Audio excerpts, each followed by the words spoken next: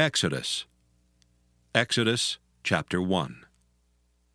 Now these are the names of the children of Israel which came into Egypt. Every man and his household came with Jacob: Reuben, Simeon, Levi, and Judah; Issachar, Zebulun, and Benjamin; Dan and Naphtali, Gad and Asher. And all the souls that came out of the loins of Jacob were 70 souls, for Joseph was in Egypt already. And Joseph died, and all his brethren, and all that generation. And the children of Israel were fruitful, and increased abundantly, and multiplied, and waxed exceedingly mighty, and the land was filled with them. Now there arose up a new king over Egypt, which knew not Joseph. And he said unto his people, Behold, the people of the children of Israel are more and mightier than we. Come on, let us deal wisely with them, lest they multiply, and it come to pass that when there falleth out any war, they join also unto our enemies, and fight against us, and so get them up out of the land. Therefore they did set over them taskmasters to afflict them with their burdens, and they built for Pharaoh treasure cities, Pithom and Raamses. But the more they afflicted them, the more they multiplied and grew, and they were grieved because of the children of Israel. And the Egyptians made the children of Israel to serve with rigor. And they made their lives bitter with hard bondage, in mortar and in brick, and in all manner of service in the field. All their service wherein they made them serve was with rigor. And the king of Egypt spake to the Hebrew midwives, of which the name of the one was Shiphrah, and the name of the other Puah. And he said, When ye do the office of a midwife to the Hebrew women, and see them upon the stools, if it be a son, then ye shall kill him. But if it be a daughter, then she shall live. But the midwives feared God, and did not as the king of Egypt commanded them, but saved the men children alive. And the king of Egypt called for the midwives, and said unto them, Why have ye done this thing, and have saved the men children alive? And the midwives said unto Pharaoh, Because the Hebrew women are not as the Egyptian women, for they are lively, and are delivered ere the midwives come in unto them. Therefore God dealt well with the midwives, and the people multiplied and waxed very mighty. And it came to pass, because the midwives feared God, that he made them houses. And Pharaoh charged all his people, saying, Every son that is born ye shall cast into the river, and every daughter ye shall save alive. Exodus chapter 2. And there went a man of the house of Levi, and took to wife a daughter of Levi. And the woman conceived and bare a son, and when she saw him that he was a goodly child, she hid him 3 months. And when she could not longer hide him, she took for him an ark of bulrushes, and daubed it with slime and with pitch, and put the child therein. And she laid it in the flags by the river's brink. And his sister stood afar off to wit what would be done to him. And the daughter of Pharaoh came down to wash herself at the river, and her maidens walked along by the river's side. And when she saw the ark among the flags, she sent her maid to fetch it. And when she had opened it, she saw the child, and behold, the babe wept. And she had compassion on him, and said, This is one of the Hebrews' children. Then said his sister to Pharaoh's daughter, Shall I go and call to thee a nurse of the Hebrew women, that she may nurse the child for thee? And Pharaoh's daughter said to her, Go. And the maid went and called the child's mother. And Pharaoh's daughter said unto her, Take this child away and nurse it for me, and I will give thee thy wages. And the woman took the child and nursed it. And the child grew, and she brought him unto Pharaoh's daughter, and he became her son. And she called his name Moses. And she said, Because I drew him out of the water. And it came to pass in those days when Moses was grown, that he went out unto his brethren, and looked on their burdens. And he spied an Egyptian smiting an Hebrew, one of his brethren. And he looked this way and that way, and when he saw that there was no man, he slew the Egyptian, and hid him in the sand. And when he went out the second day, behold, 2 men of the Hebrews strove together. And he said to him that did the wrong, Wherefore smitest thou thy fellow? And he said, Who made thee a prince and a judge over us? Intendest thou to kill me, as thou killedst the Egyptian? And Moses feared and said, Surely this thing is known. Now when Pharaoh heard this thing, he sought to slay Moses. But Moses fled from the face of Pharaoh and dwelt in the land of Midian, and he sat down by a well. Now the priest of Midian had 7 daughters, and they came and drew water and filled the troughs to water their father's flock. And the shepherds came and drove them away, but Moses stood up and helped them and watered their flock. And when they came to Reuel their father, he said, How is it that ye are come so soon today? And they said, An Egyptian delivered us out of the hand of the shepherds, and also drew water enough for us and watered the flock. And he said unto his daughters, And where is he? Why is it that ye have left the man? Call him, that he may eat bread. And Moses was content to dwell with the man, and he gave Moses Zipporah his daughter. And she bare him a son, and he called his name Gershom. For he said, I have been a stranger in a strange land. And it came to pass in process of time that the king of Egypt died. And the children of Israel sighed by reason of the bondage, and they cried, and their cry came up unto God by reason of the bondage. And God heard their groaning, and God remembered his covenant with Abraham, with Isaac, and with Jacob. And God looked upon the children of Israel, and God had respect unto them. Exodus chapter 3. Now Moses kept the flock of Jethro his father-in-law, the priest of Midian, and he led the flock to the backside of the desert, and came to the mountain of God, even to Horeb. And the angel of the Lord appeared unto him in a flame of fire out of the midst of a bush. And he looked, and behold, the bush burned with fire, and the bush was not consumed. And Moses said, I will now turn aside and see this great sight, why the bush is not burnt.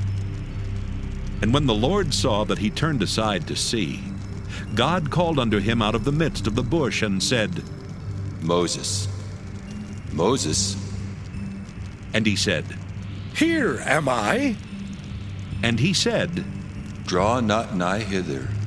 Put off thy shoes from off thy feet, for the place whereon thou standest is holy ground. Moreover he said, I am the God of thy father, the God of Abraham, the God of Isaac, and the God of Jacob. And Moses hid his face, for he was afraid to look upon God. And the Lord said, I have surely seen the affliction of my people which are in Egypt, and have heard their cry by reason of their taskmasters, for I know their sorrows.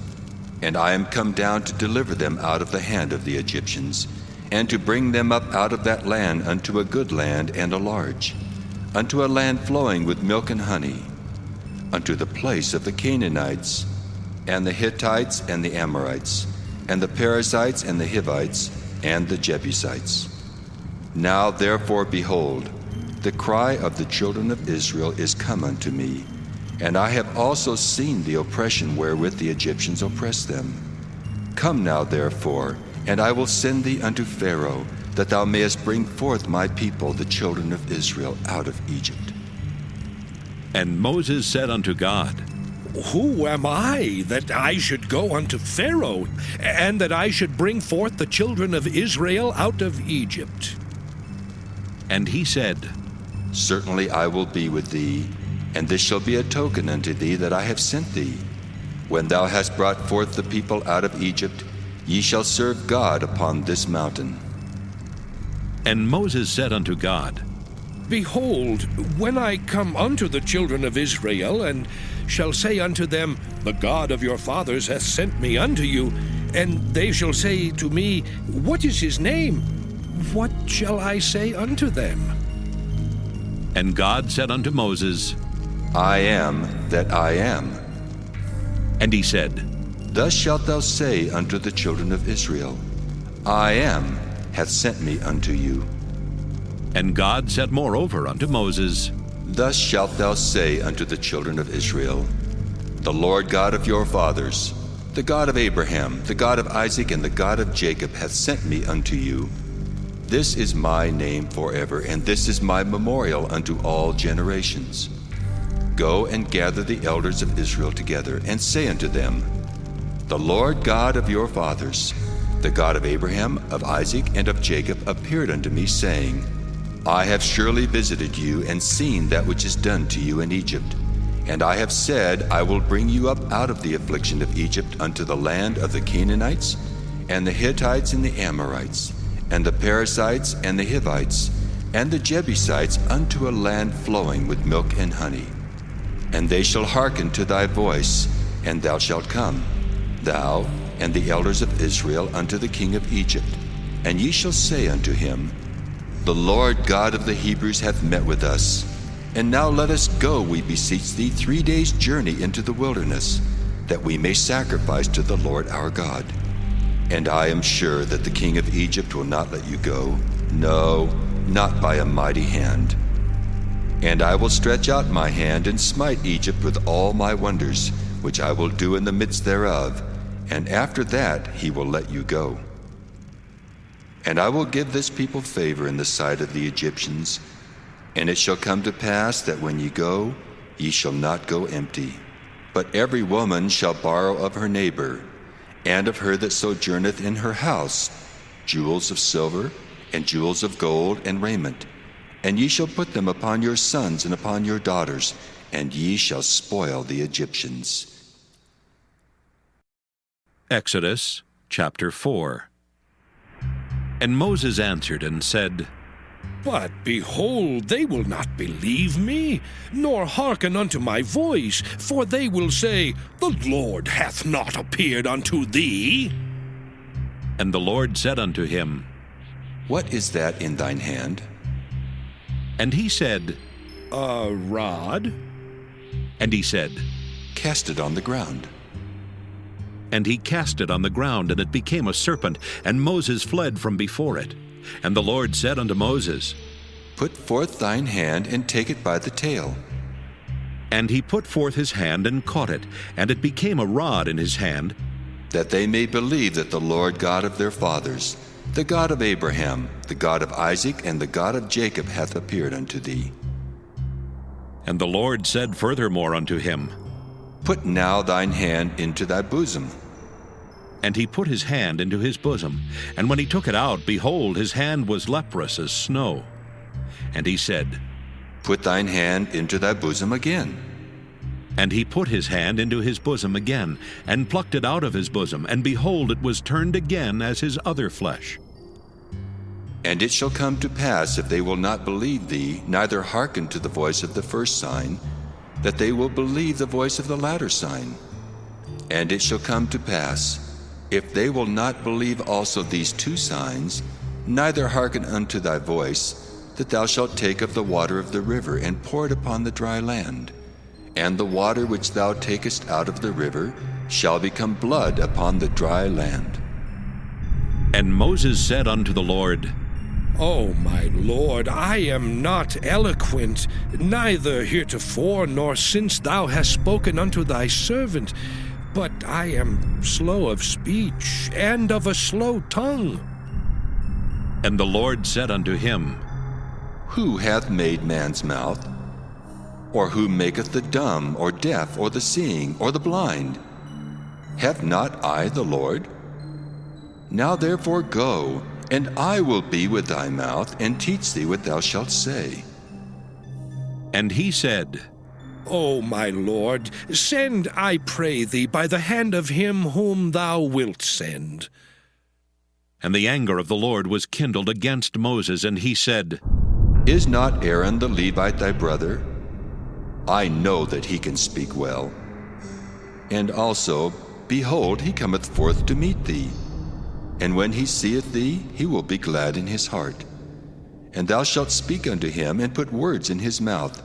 And I will be with thy mouth, and with his mouth, and will teach you what ye shall do. And he shall be thy spokesman unto the people.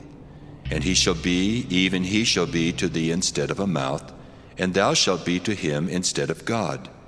And thou shalt take this rod in thine hand, wherewith thou shalt do signs. And Moses went and returned to Jethro his father-in-law, and said unto him, Let me go, I pray thee, and return unto my brethren which are in Egypt, and see whether they be yet alive. And Jethro said to Moses, Go in peace. And the Lord said unto Moses in Midian, Go, return into Egypt. for all the men are dead which sought thy life. And Moses took his wife and his sons, and set them upon an ass, and he returned to the land of Egypt. And Moses took the rod of God in his hand. And the Lord said unto Moses, When thou goest to return into Egypt, see that thou do all those wonders before Pharaoh which I put in thine hand. But I will harden his heart, that he shall not let the people go. And thou shalt say unto Pharaoh, Thus saith the Lord, Israel is my son, even my firstborn. And I say unto thee, Let my son go, that he may serve me. And if thou refuse to let him go, behold, I will slay thy son, even thy firstborn. And it came to pass by the way in the inn that the Lord met him, and sought to kill him. Then Zipporah took a sharp stone, and cut off the foreskin of her son, and cast it at his feet, and said, Surely a bloody husband art thou to me. So he let him go. Then she said, A bloody husband thou art, because of the circumcision. And the Lord said to Aaron, Go into the wilderness to meet Moses. And he went and met him in the mount of God, and kissed him. And Moses told Aaron all the words of the Lord who had sent him, and all the signs which he had commanded him. And Moses and Aaron went and gathered together all the elders of the children of Israel. And Aaron spake all the words which the Lord had spoken unto Moses, and did the signs in the sight of the people. And the people believed. And when they heard that the Lord had visited the children of Israel, and that he had looked upon their affliction, then they bowed their heads and worshipped. Exodus chapter 5. And afterward Moses and Aaron went in and told Pharaoh, Thus saith the Lord God of Israel, Let my people go, that they may hold a feast unto me in the wilderness. And Pharaoh said, Who is the Lord, that I should obey his voice to let Israel go? I know not the Lord, neither will I let Israel go. And they said, The God of the Hebrews hath met with us. Let us go, we pray thee, 3 days' journey into the desert, and sacrifice unto the Lord our God, lest he fall upon us with pestilence or with the sword. And the king of Egypt said unto them, Wherefore do ye, Moses and Aaron, let the people from their works? Get you unto your burdens. And Pharaoh said, Behold, the people of the land now are many, and ye make them rest from their burdens?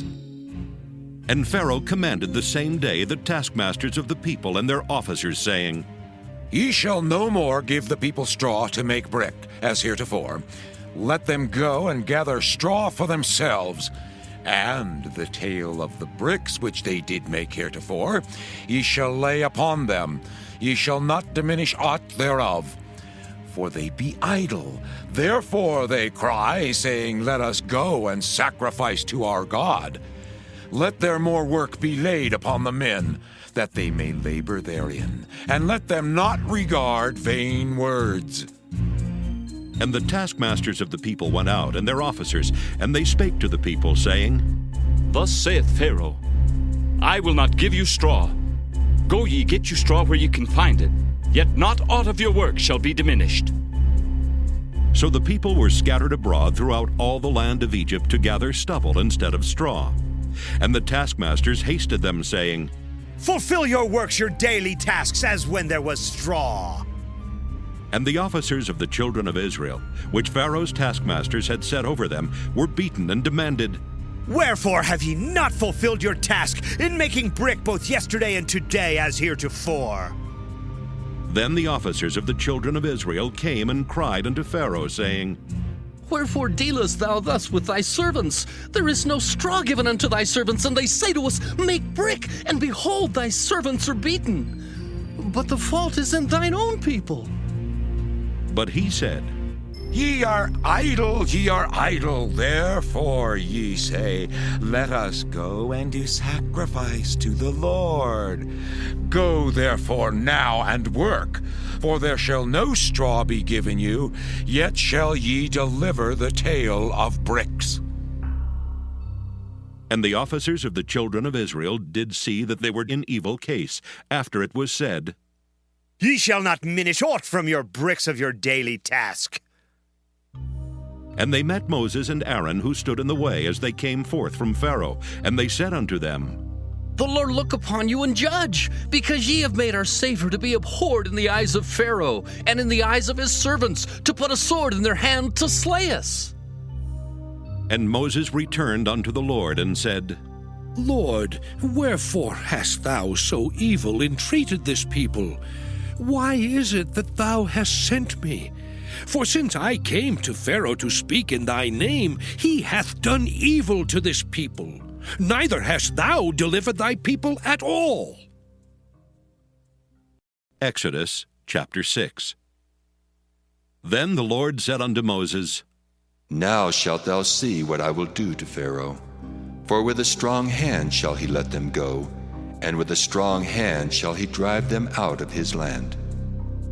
And God spake unto Moses, and said unto him, I am the Lord, and I appeared unto Abraham, unto Isaac, and unto Jacob by the name of God Almighty. But by my name Jehovah was I not known to them. And I have also established my covenant with them, to give them the land of Canaan, the land of their pilgrimage wherein they were strangers. And I have also heard the groaning of the children of Israel, whom the Egyptians keep in bondage, and I have remembered my covenant. Wherefore say unto the children of Israel, I am the Lord, and I will bring you out from under the burdens of the Egyptians, and I will rid you out of their bondage, and I will redeem you with a stretched out arm and with great judgments. And I will take you to me for a people, and I will be to you a God. And ye shall know that I am the Lord your God, which bringeth you out from under the burdens of the Egyptians. And I will bring you in unto the land, concerning the which I did swear to give it to Abraham, to Isaac, and to Jacob. And I will give it you for an heritage. I am the Lord. And Moses spake so unto the children of Israel. But they hearkened not unto Moses for anguish of spirit and for cruel bondage. And the Lord spake unto Moses, saying, Go in, speak unto Pharaoh king of Egypt, that he let the children of Israel go out of his land. And Moses spake before the Lord, saying, Behold, the children of Israel have not hearkened unto me. How then shall Pharaoh hear me, who am of uncircumcised lips? And the Lord spake unto Moses and unto Aaron, and gave them a charge unto the children of Israel, and unto Pharaoh king of Egypt, to bring the children of Israel out of the land of Egypt. These be the heads of their fathers' houses. The sons of Reuben, the firstborn of Israel, Hanok and Palu, Hezron and Carmi. These be the families of Reuben. And the sons of Simeon, Jemuel and Jamin, and Ohad and Jachin, and Zohar and Shaul, the son of a Canaanitish woman. These are the families of Simeon. And these are the names of the sons of Levi according to their generations, Gershon and Kohath and Merari. And the years of the life of Levi were 137 years. The sons of Gershon, Libni and Shimei according to their families. And the sons of Kohath, Amram and Izhar and Hebron and Uzziel. And the years of the life of Kohath were 133 years. And the sons of Merari, Mahali and Mushi. These are the families of Levi according to their generations. And Amram took him Jochebed, his father's sister, to wife, and she bare him Aaron and Moses. And the years of the life of Amram were 137 years. And the sons of Izhar, Korah and Nepheg and Zichri. And the sons of Uzziel, Mishael and Elzaphan and Zithri. And Aaron took him Elisheba, daughter of Aminadab, sister of Naashon, to wife, and she bare him Nadab and Abihu, Eleazar and Ithamar. And the sons of Korah, Asher and Elkanah, and Abisaph. These are the families of the Korhites. And Eleazar, Aaron's son, took him one of the daughters of Putiel to wife, and she bare him Phinehas. These are the heads of the fathers of the Levites according to their families. These are that Aaron and Moses, to whom the Lord said, Bring out the children of Israel from the land of Egypt, according to their armies. These are they which spake to Pharaoh king of Egypt, to bring out the children of Israel from Egypt. These are that Moses and Aaron. And it came to pass on the day when the Lord spake unto Moses in the land of Egypt, that the Lord spake unto Moses, saying, I am the Lord. Speak thou unto Pharaoh king of Egypt all that I say unto thee.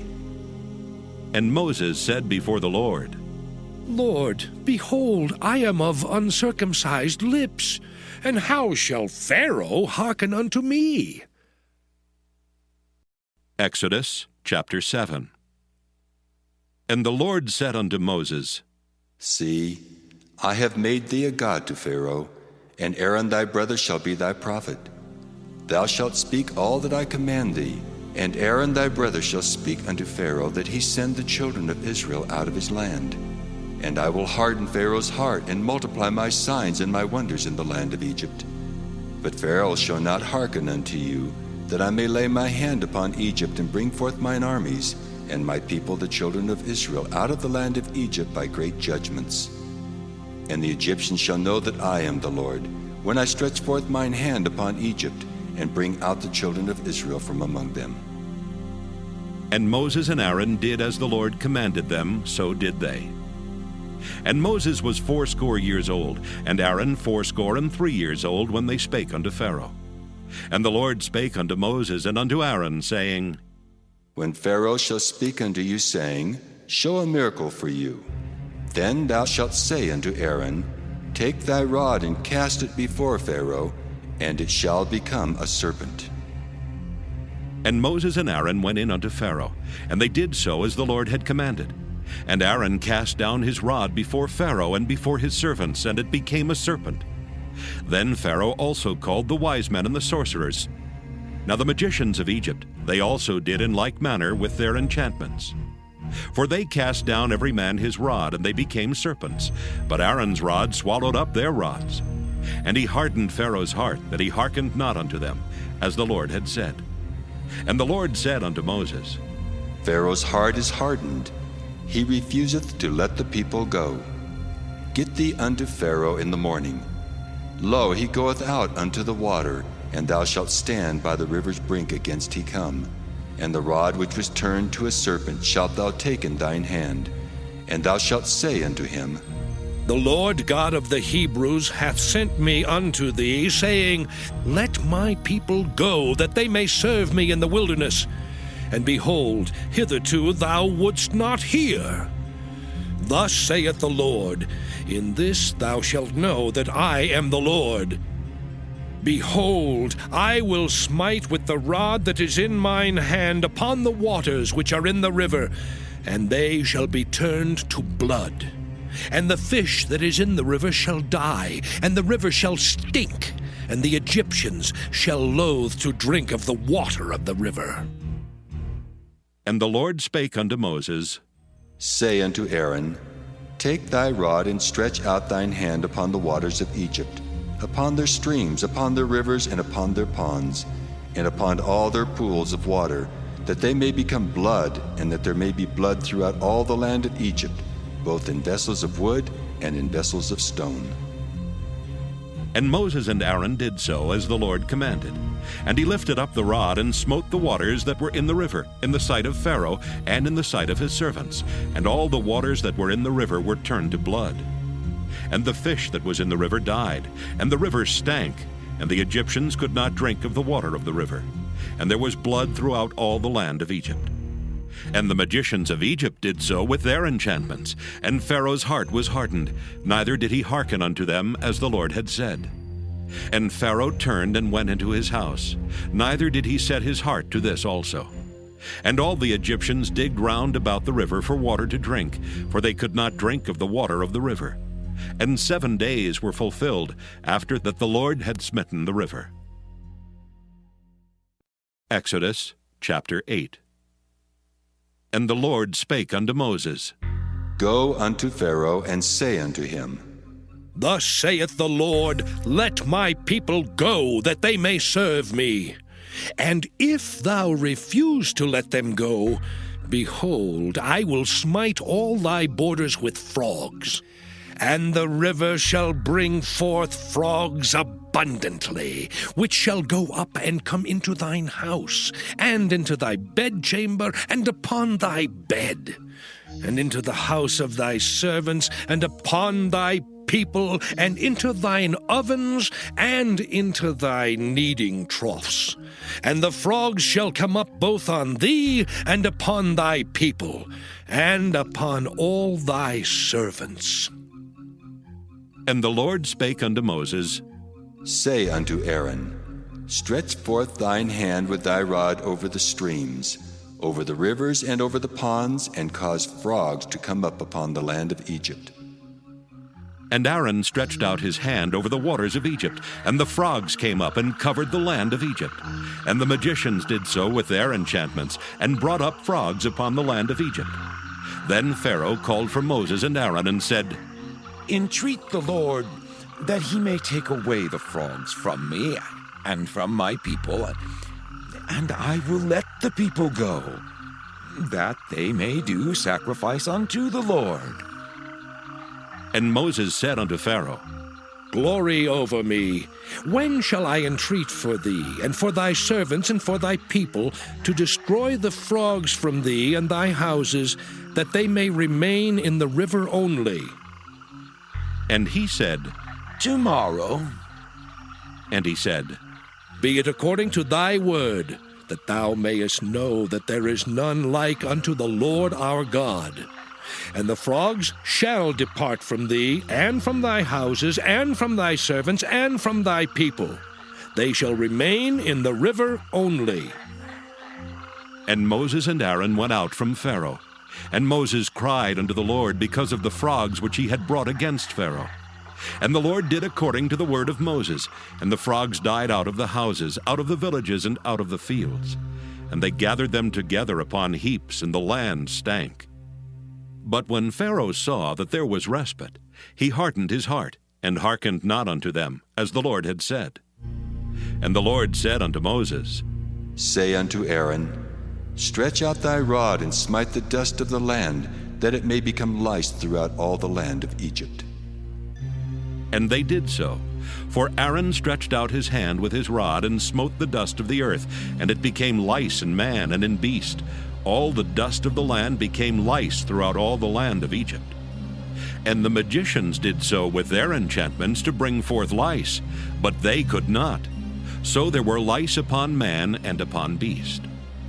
Then the magician said unto Pharaoh, This is the finger of God. And Pharaoh's heart was hardened, and he hearkened not unto them, as the Lord had said.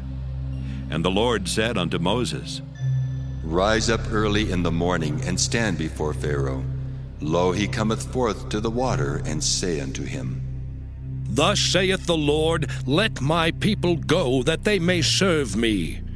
Else, if thou wilt not let my people go, behold, I will send swarms of flies upon thee, and upon thy servants, and upon thy people, and into thy houses. And the houses of the Egyptians shall be full of swarms of flies, and also the ground whereon they are. And I will sever in that day the land of Goshen, in which my people dwell, that no swarms of flies shall be there. To the end thou mayest know that I am the Lord in the midst of the earth, and I will put a division between my people and thy people. Tomorrow shall this sign be. And the Lord did so. And there came a grievous swarm of flies into the house of Pharaoh, and into his servants' houses, and into all the land of Egypt. The land was corrupted by reason of the swarm of flies. And Pharaoh called for Moses and for Aaron, and said, Go ye, sacrifice to your God in the land. And Moses said, It is not meet so to do, for we shall sacrifice the abomination of the Egyptians to the Lord our God. Lo, shall we sacrifice the abomination of the Egyptians before their eyes, and will they not stone us? We will go 3 days' journey into the wilderness, and sacrifice to the Lord our God, as he shall command us. And Pharaoh said, I will let you go, that ye may sacrifice to the Lord your God in the wilderness. Only ye shall not go very far away. Entreat for me. And Moses said, Behold, I go out from thee, and I will entreat the Lord that the swarms of flies may depart from Pharaoh, from his servants, and from his people tomorrow. But let not Pharaoh deal deceitfully any more in not letting the people go to sacrifice to the Lord. And Moses went out from Pharaoh and entreated the Lord. And the Lord did according to the word of Moses, and he removed the swarms of flies from Pharaoh, from his servants, and from his people. There remained not one. And Pharaoh hardened his heart at this time also, neither would he let the people go. Exodus chapter 9. Then the Lord said unto Moses, Go in unto Pharaoh, and tell him, Thus saith the Lord God of the Hebrews, Let my people go, that they may serve me. For if thou refuse to let them go, and wilt hold them still, behold, the hand of the Lord is upon thy cattle which is in the field, upon the horses, upon the asses, upon the camels, upon the oxen, and upon the sheep. There shall be a very grievous murrain. And the Lord shall sever between the cattle of Israel and the cattle of Egypt, and there shall nothing die of all that is the children's of Israel. And the Lord appointed a set time, saying, Tomorrow the Lord shall do this thing in the land. And the Lord did that thing on the morrow, and all the cattle of Egypt died. But of the cattle of the children of Israel died not one. And Pharaoh sent, and behold, there was not one of the cattle of the Israelites dead. And the heart of Pharaoh was hardened, and he did not let the people go. And the Lord said unto Moses and unto Aaron, Take to you handfuls of ashes of the furnace, and let Moses sprinkle it toward the heaven in the sight of Pharaoh. And it shall become small dust in all the land of Egypt, and shall be a boil breaking forth with blains upon man and upon beast, throughout all the land of Egypt. And they took ashes of the furnace and stood before Pharaoh. And Moses sprinkled it up toward heaven, and it became a boil breaking forth with blains upon man and upon beast. And the magicians could not stand before Moses because of the boils, for the boil was upon the magicians and upon all the Egyptians. And the Lord hardened the heart of Pharaoh, and he hearkened not unto them, as the Lord had spoken unto Moses. And the Lord said unto Moses, Rise up early in the morning, and stand before Pharaoh, and say unto him, Thus saith the Lord God of the Hebrews, Let my people go, that they may serve me. For I will at this time send all my plagues upon thine heart, and upon thy servants, and upon thy people, that thou mayest know that there is none like me in all the earth.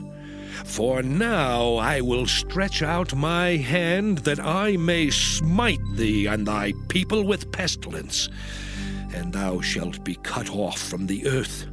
And in very deed for this cause have I raised thee up, for to show in thee my power, and that my name may be declared throughout all the earth. As yet exaltest thou thyself against my people, that thou wilt not let them go? Behold, tomorrow, about this time, I will cause it to rain a very grievous hail, such as hath not been in Egypt since the foundation thereof, even until now.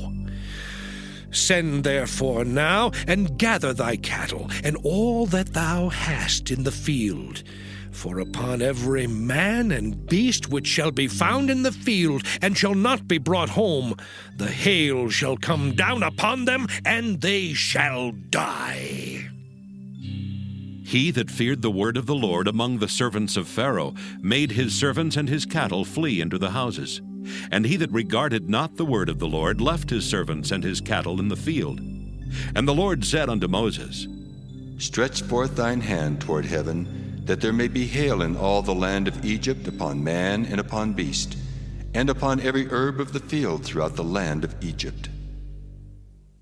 And Moses stretched forth his rod toward heaven, and the Lord sent thunder and hail, and the fire ran along upon the ground. And the Lord rained hail upon the land of Egypt. So there was hail and fire mingled with the hail, very grievous, such as there was none like it in all the land of Egypt since it became a nation. And the hail smote throughout all the land of Egypt all that was in the field, both man and beast. And the hail smote every herb of the field, and brake every tree of the field. Only in the land of Goshen, where the children of Israel were, was there no hail. And Pharaoh sent and called for Moses and Aaron, and said unto them, I have sinned this time. The Lord is righteous, and I and my people are wicked. Entreat the Lord, for it is enough that there be no more mighty thunderings and hail, and I will let you go, and ye shall stay no longer. And Moses said unto him, As soon as I am gone out of the city, I will spread abroad my hands unto the Lord. And the thunder shall cease, neither shall there be any more hail, that thou mayest know how that the earth is the Lord's. But as for thee and thy servants, I know that ye will not yet fear the Lord God. And the flax and the barley was smitten, for the barley was in the ear, and the flax was bold. But the wheat and the rye were not smitten, for they were not grown up. And Moses went out of the city from Pharaoh, and spread abroad his hands unto the Lord. And the thunders and hail ceased, and the rain was not poured upon the earth. And when Pharaoh saw that the rain and the hail and the thunders were ceased, he sinned yet more, and hardened his heart, he and his servants. And the heart of Pharaoh was hardened, neither would he let the children of Israel go, as the Lord had spoken by Moses. Exodus chapter 10. And the Lord said unto Moses, Go in unto Pharaoh, for I have hardened his heart and the heart of his servants, that I might show these my signs before him, and that thou mayest tell in the ears of thy son, and of thy son's son, what things I have wrought in Egypt, and my signs which I have done among them, that ye may know how that I am the Lord. And Moses and Aaron came in unto Pharaoh, and said unto him, Thus saith the Lord God of the Hebrews, How long wilt thou refuse to humble thyself before me? Let my people go, that they may serve me. Else, if thou refuse to let my people go, behold, tomorrow will I bring the locusts into thy coast, and they shall cover the face of the earth, that one cannot be able to see the earth. And they shall eat the residue of that which is escaped, which remaineth unto you from the hail, and shall eat every tree which groweth for you out of the field. And they shall fill thy houses, and the houses of all thy servants, and the houses of all the Egyptians, which neither thy fathers nor thy fathers' fathers have seen, since the day that they were upon the earth unto this day. And he turned himself and went out from Pharaoh. And Pharaoh's servants said unto him, How long shall this man be a snare to us? Let the men go, that they may serve the Lord their God. Knowest thou not yet that Egypt is destroyed? And Moses and Aaron were brought again unto Pharaoh, and he said unto them, Go, serve the Lord your God. But who are they that shall go? And Moses said, We will go with our young and with our old, with our sons and with our daughters, with our flocks and with our herds will we go, for we must hold a feast unto the Lord. And he said unto them, Let the Lord be so with you, as I will let you go. And your little ones, look to it, for evil is before you. Not so. Go now, ye that are men, and serve the Lord, for that ye did desire. And they were driven out from Pharaoh's presence. And the Lord said unto Moses, Stretch out thine hand over the land of Egypt, for the locusts, that they may come up upon the land of Egypt, and eat every herb of the land, even all that the hail hath left. And Moses stretched forth his rod over the land of Egypt, and the Lord brought an east wind upon the land all that day and all that night. And when it was morning, the east wind brought the locusts. And the locusts went up over all the land of Egypt, and rested in all the coasts of Egypt. Very grievous were they. Before them there were no such locusts as they, neither after them shall be such. For they covered the face of the whole earth, so that the land was darkened. And they did eat every herb of the land, and all the fruit of the trees which the hail had left. And there remained not any green thing in the trees, or in the herbs of the field, through all the land of Egypt. Then Pharaoh called for Moses and Aaron in haste, and he said, I have sinned against the Lord your God and against you.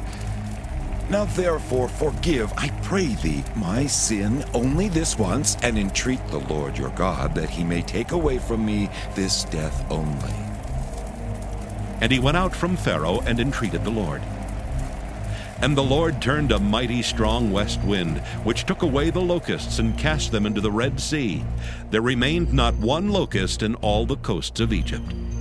But the Lord hardened Pharaoh's heart, so that he would not let the children of Israel go.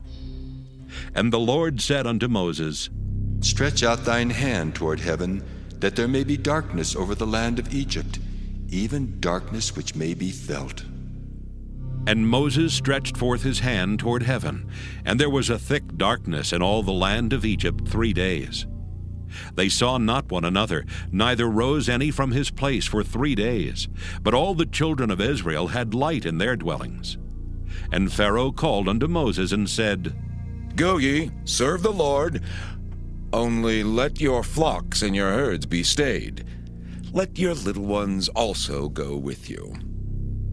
And Moses said, Thou must give us also sacrifices and burnt offerings, that we may sacrifice unto the Lord our God. Our cattle also shall go with us. There shall not an hoof be left behind. For thereof must we take to serve the Lord our God. And we know not with what we must serve the Lord until we come thither. But the Lord hardened Pharaoh's heart, and he would not let them go. And Pharaoh said unto him, Get thee from me! Take heed to thyself, see my face no more, for in that day thou seest my face, thou shalt die. And Moses said, Thou hast spoken well. I will see thy face again no more. Exodus chapter 11. And the Lord said unto Moses, Yet will I bring one plague more upon Pharaoh and upon Egypt. Afterwards he will let you go hence. When he shall let you go, he shall surely thrust you out hence altogether. Speak now in the ears of the people, and let every man borrow of his neighbor, and every woman of her neighbor, jewels of silver and jewels of gold. And the Lord gave the people favor in the sight of the Egyptians. Moreover, the man Moses was very great in the land of Egypt, in the sight of Pharaoh's servants, and in the sight of the people. And Moses said, Thus saith the Lord, About midnight will I go out into the midst of Egypt, and all the firstborn in the land of Egypt shall die, from the firstborn of Pharaoh that sitteth upon his throne, even unto the firstborn of the maidservant that is behind the mill, and all the firstborn of beasts. And there shall be a great cry throughout all the land of Egypt, such as there was none like it, nor shall be like it any more. But against any of the children of Israel shall not a dog move his tongue, against man or beast, that ye may know how that the Lord doth put a difference between the Egyptians and Israel. And all these thy servants shall come down unto me, and bow down themselves unto me, saying, Get thee out, and all the people that follow thee. And after that I will go out. And he went out from Pharaoh in a great anger. And the Lord said unto Moses, Pharaoh shall not hearken unto you, that my wonders may be multiplied in the land of Egypt. And Moses and Aaron did all these wonders before Pharaoh. And the Lord hardened Pharaoh's heart, so that he would not let the children of Israel go out of his land. Exodus chapter 12. And the Lord spake unto Moses and Aaron in the land of Egypt, saying, This month shall be unto you the beginning of months. It shall be the first month of the year to you. Speak ye unto all the congregation of Israel, saying, In the 10th day of this month they shall take to them every man a lamb, according to the house of their fathers, a lamb for an house. And if the household be too little for the lamb, let him and his neighbor next unto his house take it according to the number of the souls. Every man according to his eating shall make your count for the lamb. Your lamb shall be without blemish, a male of the first year. Ye shall take it out from the sheep or from the goats, and ye shall keep it up until the 14th day of the same month. And the whole assembly of the congregation of Israel shall kill it in the evening.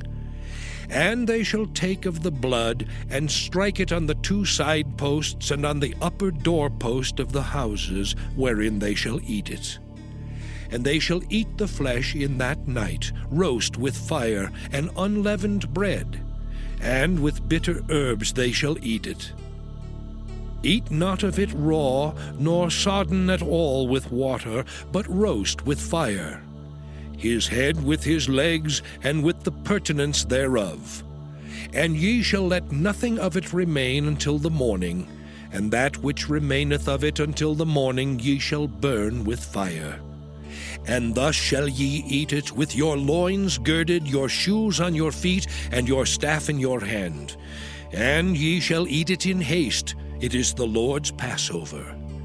For I will pass through the land of Egypt this night, and will smite all the firstborn in the land of Egypt, both man and beast. And against all the gods of Egypt I will execute judgment. I am the Lord.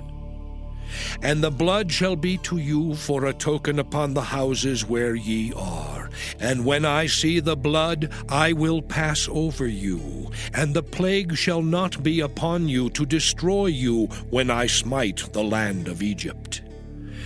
And this day shall be unto you for a memorial, and ye shall keep it a feast to the Lord throughout your generations. Ye shall keep it a feast by an ordinance forever. 7 days shall ye eat unleavened bread. Even the first day ye shall put away leaven out of your houses. For whosoever eateth leavened bread from the first day until the 7th day, that soul shall be cut off from Israel. And in the first day there shall be an holy convocation, and in the 7th day there shall be an holy convocation to you. No manner of work shall be done in them, save that which every man must eat, that only may be done of you. And ye shall observe the feast of unleavened bread. For in this selfsame day have I brought your armies out of the land of Egypt. Therefore shall ye observe this day in your generations by an ordinance forever. In the 1st month, on the 14th day of the month at even, ye shall eat unleavened bread, until the 21st day of the month at even. 7 days shall there be no leaven found in your houses. For whosoever eateth that which is leavened, even that soul shall be cut off from the congregation of Israel, whether he be a stranger or born in the land. Ye shall eat nothing leavened. In all your habitations shall ye eat unleavened bread. Then Moses called for all the elders of Israel, and said unto them, Draw out and take you a lamb according to your families, and kill the Passover. And ye shall take a bunch of hyssop, and dip it in the blood that is in the basin, and strike the lintel and the 2 side posts with the blood that is in the basin. And none of you shall go out at the door of his house until the morning. For the Lord will pass through to smite the Egyptians, and when he seeth the blood upon the lintel and on the 2 side posts, The Lord will pass over the door, and will not suffer the destroyer to come in unto your houses to smite you. And ye shall observe this thing for an ordinance to thee and to thy sons forever. And it shall come to pass, when ye be come to the land which the Lord will give you, according as he hath promised, that ye shall keep this service. And it shall come to pass, when your children shall say unto you, What mean ye by this service? That ye shall say, It is the sacrifice of the Lord's Passover, who passed over the houses of the children of Israel in Egypt, when he smote the Egyptians and delivered our houses. And the people bowed the head and worshipped. And the children of Israel went away and did as the Lord had commanded Moses and Aaron, so did they. And it came to pass that at midnight the Lord smote all the firstborn in the land of Egypt, from the firstborn of Pharaoh that sat on his throne unto the firstborn of the captive that was in the dungeon, and all the firstborn of cattle. And Pharaoh rose up in the night, he and all his servants and all the Egyptians. And there was a great cry in Egypt, for there was not a house where there was not one dead. And he called for Moses and Aaron by night and said, Rise up, and get you forth from among my people, both ye and the children of Israel, and go, serve the Lord as ye have said. Also take your flocks and your herds as ye have said, and be gone. And bless me also. And the Egyptians were urgent upon the people, that they might send them out of the land in haste, for they said, We be all dead men. And the people took their dough before it was leavened, their kneading troughs being bound up in their clothes upon their shoulders. And the children of Israel did according to the word of Moses. And they borrowed of the Egyptians jewels of silver and jewels of gold and raiment. And the Lord gave the people favor in the sight of the Egyptians, so that they lent unto them such things as they required, and they spoiled the Egyptians. And the children of Israel journeyed from Ramesses to Succoth, about 600,000 on foot that were men beside children. And a mixed multitude went up also with them, and flocks and herds, even very much cattle. And they baked unleavened cakes of the dough which they brought forth out of Egypt, for it was not leavened, because they were thrust out of Egypt and could not tarry, neither had they prepared for themselves any victual. Now the sojourning of the children of Israel who dwelt in Egypt was 430 years. And it came to pass at the end of the 430 years, even the selfsame day it came to pass, that all the hosts of the Lord went out from the land of Egypt. It is a night to be much observed unto the Lord for bringing them out from the land of Egypt. This is that night of the Lord to be observed of all the children of Israel in their generations. And the Lord said unto Moses and Aaron, This is the ordinance of the Passover. There shall no stranger eat thereof, but every man's servant that is bought for money, when thou hast circumcised him, then shall he eat thereof. A foreigner and an hired servant shall not eat thereof. In one house shall it be eaten. Thou shalt not carry forth aught of the flesh abroad out of the house, neither shall ye break a bone thereof. All the congregation of Israel shall keep it. And when a stranger shall sojourn with thee, and will keep the Passover to the Lord, let all his males be circumcised, and then let him come near and keep it. And he shall be as one that is born in the land, for no uncircumcised person shall eat thereof. One law shall be to him that is homeborn, and unto the stranger that sojourneth among you. Thus did all the children of Israel. As the Lord commanded Moses and Aaron, so did they. And it came to pass the selfsame day that the Lord did bring the children of Israel out of the land of Egypt by their armies. Exodus chapter 13. And the Lord spake unto Moses, saying, Sanctify unto me all the firstborn, whatsoever openeth the womb among the children of Israel, both of man and of beast, it is mine. And Moses said unto the people, Remember this day in which ye came out from Egypt, out of the house of bondage. For by strength of hand the Lord brought you out from this place. There shall no leavened bread be eaten. This day came ye out in the month Abib. And it shall be, when the Lord shall bring thee into the land of the Canaanites, and the Hittites, and the Amorites, and the Hivites, and the Jebusites, which he sware unto thy fathers to give thee, a land flowing with milk and honey, that thou shalt keep this service in this month. 7 days thou shalt eat unleavened bread, and in the 7th day shall be a feast to the Lord. Unleavened bread shall be eaten 7 days, and there shall no leavened bread be seen with thee, neither shall there be leaven seen with thee in all thy quarters.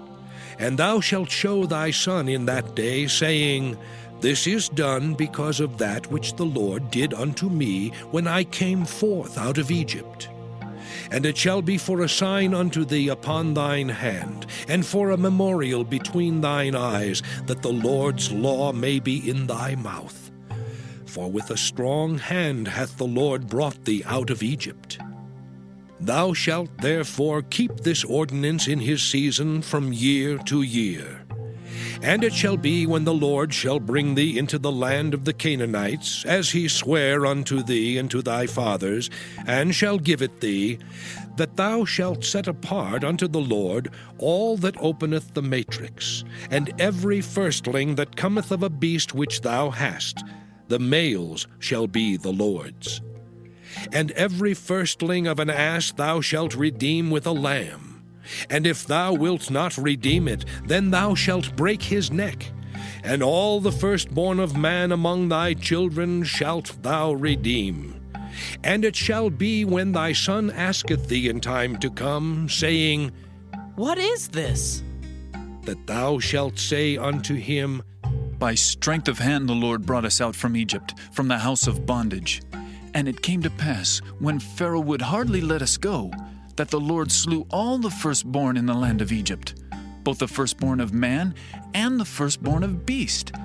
Therefore I sacrificed to the Lord all that open the matrix, being males. But all the firstborn of my children I redeem. And it shall be for a token upon thine hand, and for frontlets between thine eyes.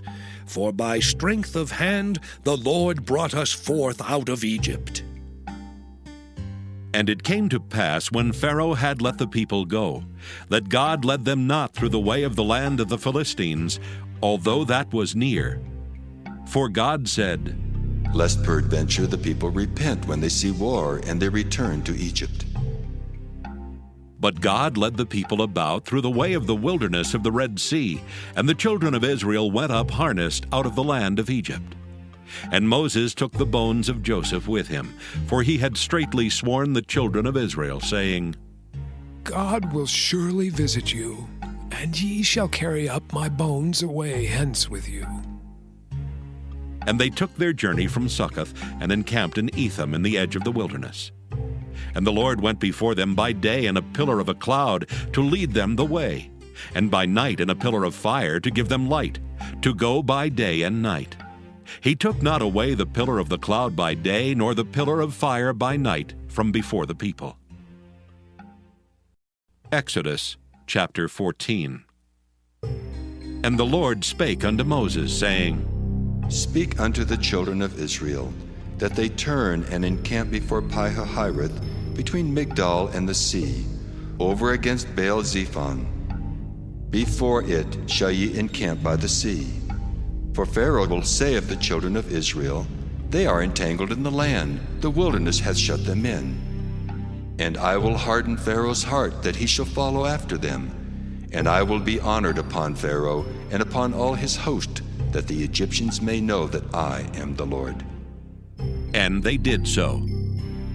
And it was told the king of Egypt that the people fled. And the heart of Pharaoh and of his servants was turned against the people, and they said, Why have we done this, that we have let Israel go from serving us? And he made ready his chariot, and took his people with him. And he took 600 chosen chariots, and all the chariots of Egypt, and captains over every one of them. And the Lord hardened the heart of Pharaoh king of Egypt, and he pursued after the children of Israel. And the children of Israel went out with an high hand. But the Egyptians pursued after them, all the horses and chariots of Pharaoh and his horsemen and his army, and overtook them encamping by the sea, beside Pi-hahiroth, before Baal-zephon. And when Pharaoh drew nigh, the children of Israel lifted up their eyes, and behold, the Egyptians marched after them. And they were sore afraid. And the children of Israel cried out unto the Lord. And they said unto Moses, Because there were no graves in Egypt, hast thou taken us away to die in the wilderness? Wherefore hast thou dealt thus with us, to carry us forth out of Egypt? Is not this the word that we did tell thee in Egypt, saying, Let us alone, that we may serve the Egyptians? For it had been better for us to serve the Egyptians than that we should die in the wilderness. And Moses said unto the people, Fear ye not. Stand still and see the salvation of the Lord, which he will show to you today. For the Egyptians whom ye have seen today, ye shall see them again no more forever. The Lord shall fight for you, and ye shall hold your peace. And the Lord said unto Moses, Wherefore criest thou unto me? Speak unto the children of Israel that they go forward. But lift thou up thy rod, and stretch out thine hand over the sea, and divide it. And the children of Israel shall go on dry ground through the midst of the sea.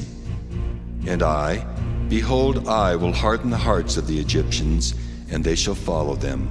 And I will get me honor upon Pharaoh, and upon all his host, upon his chariots, and upon his horsemen. And the Egyptians shall know that I am the Lord, when I have gotten me honor upon Pharaoh, upon his chariots, and upon his horsemen. And the angel of God, which went before the camp of Israel, removed and went behind them. And the pillar of the cloud went from before their face, and stood behind them. And it came between the camp of the Egyptians and the camp of Israel, and it was a cloud and darkness to them, but it gave light by night to these, so that the one came not near the other all the night. And Moses stretched out his hand over the sea, and the Lord caused the sea to go back by a strong east wind all that night, and made the sea dry land, and the waters were divided. And the children of Israel went into the midst of the sea upon the dry ground, and the waters were a wall unto them on their right hand and on their left. And the Egyptians pursued, and went in after them to the midst of the sea, even all Pharaoh's horses, his chariots, and his horsemen. And it came to pass that in the morning watch the Lord looked unto the host of the Egyptians through the pillar of fire and of the cloud, and troubled the host of the Egyptians, and took off their chariot wheels, that they drave them heavily. So that the Egyptians said, Let us flee from the face of Israel. For the Lord fighteth for them against the Egyptians. And the Lord said unto Moses, Stretch out thine hand over the sea, that the waters may come again upon the Egyptians, upon their chariots, and upon their horsemen. And Moses stretched forth his hand over the sea, and the sea returned to his strength when the morning appeared. And the Egyptians fled against it, and the Lord overthrew the Egyptians in the midst of the sea. And the waters returned and covered the chariots and the horsemen, and all the host of Pharaoh that came into the sea after them. There remained not so much as one of them. But the children of Israel walked upon dry land in the midst of the sea, and the waters were a wall unto them on their right hand and on their left. Thus the Lord saved Israel that day out of the hand of the Egyptians. And Israel saw the Egyptians dead upon the seashore. And Israel saw that great work which the Lord did upon the Egyptians. And the people feared the Lord, and believed the Lord and his servant Moses. Exodus chapter 15. Then sang Moses and the children of Israel this song unto the Lord, and spake, saying, I will sing unto the Lord, for he hath triumphed gloriously. The horse and his rider hath he thrown into the sea. The Lord is my strength and song, and he is become my salvation. He is my God, and I will prepare him an habitation, my father's God, and I will exalt him. The Lord is a man of war, the Lord is his name. Pharaoh's chariots and his host hath he cast into the sea. His chosen captains also are drowned in the Red Sea. The depths have covered them, they sank into the bottom as a stone. Thy right hand, O Lord, is become glorious in power. Thy right hand, O Lord, hath dashed in pieces the enemy. And in the greatness of thine excellency, thou hast overthrown them that rose up against thee. Thou sentest forth thy wrath, which consumed them as stubble. And with a blast of thy nostrils the waters were gathered together. The flood stood upright as an heap, and the depths were congealed in the heart of the sea. The enemy said, I will pursue, I will overtake, I will divide the spoil. My lust shall be satisfied upon them. I will draw my sword, my hand shall destroy them. Thou didst blow with thy wind, the sea covered them, they sank as lead in the mighty waters. Who is like unto thee, O Lord, among the gods? Who is like thee, glorious in holiness, fearful in praises, doing wonders? Thou stretchest out thy right hand, the earth swallowed them. Thou in thy mercy hast led forth the people which thou hast redeemed. Thou hast guided them in thy strength unto thy holy habitation. The people shall hear and be afraid. Sorrow shall take hold on the inhabitants of Palestina. Then the dukes of Edom shall be amazed. The mighty men of Moab, trembling, shall take hold upon them. All the inhabitants of Canaan shall melt away. Fear and dread shall fall upon them. By the greatness of thine arm, they shall be as still as a stone. Till thy people pass over, O Lord, till the people pass over which thou hast purchased. Thou shalt bring them in and plant them in the mountain of thine inheritance, in the place, O Lord, which thou hast made for thee to dwell in the sanctuary, O Lord, which thy hands have established. The Lord shall reign forever and ever. For the horse of Pharaoh went in with his chariots and with his horsemen into the sea, and the Lord brought again the waters of the sea upon them. But the children of Israel went on dry land in the midst of the sea. And Miriam the prophetess, the sister of Aaron, took a timbrel in her hand, and all the women went out after her with timbrels and with dances. And Miriam answered them, Sing ye to the Lord, for he hath triumphed gloriously. The horse and his rider hath he thrown into the sea. So Moses brought Israel from the Red Sea, and they went out into the wilderness of Shur. And they went 3 days in the wilderness and found no water. And when they came to Marah, they could not drink of the waters of Marah, for they were bitter. Therefore the name of it was called Marah. And the people murmured against Moses, saying, What shall we drink? And he cried unto the Lord. And the Lord showed him a tree, which when he had cast into the waters were made sweet. There he made for them a statute and an ordinance, and there he proved them, and said, If thou wilt diligently hearken to the voice of the Lord thy God, and wilt do that which is right in his sight, and wilt give ear to his commandments, and keep all his statutes, I will put none of these diseases upon thee, which I have brought upon the Egyptians. For I am the Lord that healeth thee. And they came to Elim, where were 12 wells of water, and 70 palm trees, and they encamped there by the waters. Exodus chapter 16. And they took their journey from Elim, and all the congregation of the children of Israel came unto the wilderness of Sin, which is between Elim and Sinai, on the 15th day of the 2nd month after their departing out of the land of Egypt. And the whole congregation of the children of Israel murmured against Moses and Aaron in the wilderness. And the children of Israel said unto them, Would to God we had died by the hand of the Lord in the land of Egypt, when we sat by the flesh pots, and when we did eat bread to the full. For ye have brought us forth into this wilderness to kill this whole assembly with hunger. Then said the Lord unto Moses, Behold, I will rain bread from heaven for you, and the people shall go out and gather a certain rate every day, that I may prove them, whether they will walk in my law or no. And it shall come to pass that on the 6th day they shall prepare that which they bring in, and it shall be twice as much as they gather daily. And Moses and Aaron said unto all the children of Israel, At even then ye shall know that the Lord hath brought you out from the land of Egypt.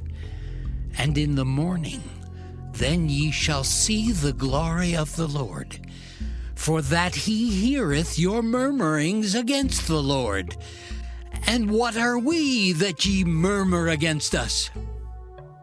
And Moses said, This shall be when the Lord shall give you in the evening flesh to eat, and in the morning bread to the full. For that the Lord heareth your murmurings which ye murmur against him. And what are we? Your murmurings are not against us, but against the Lord.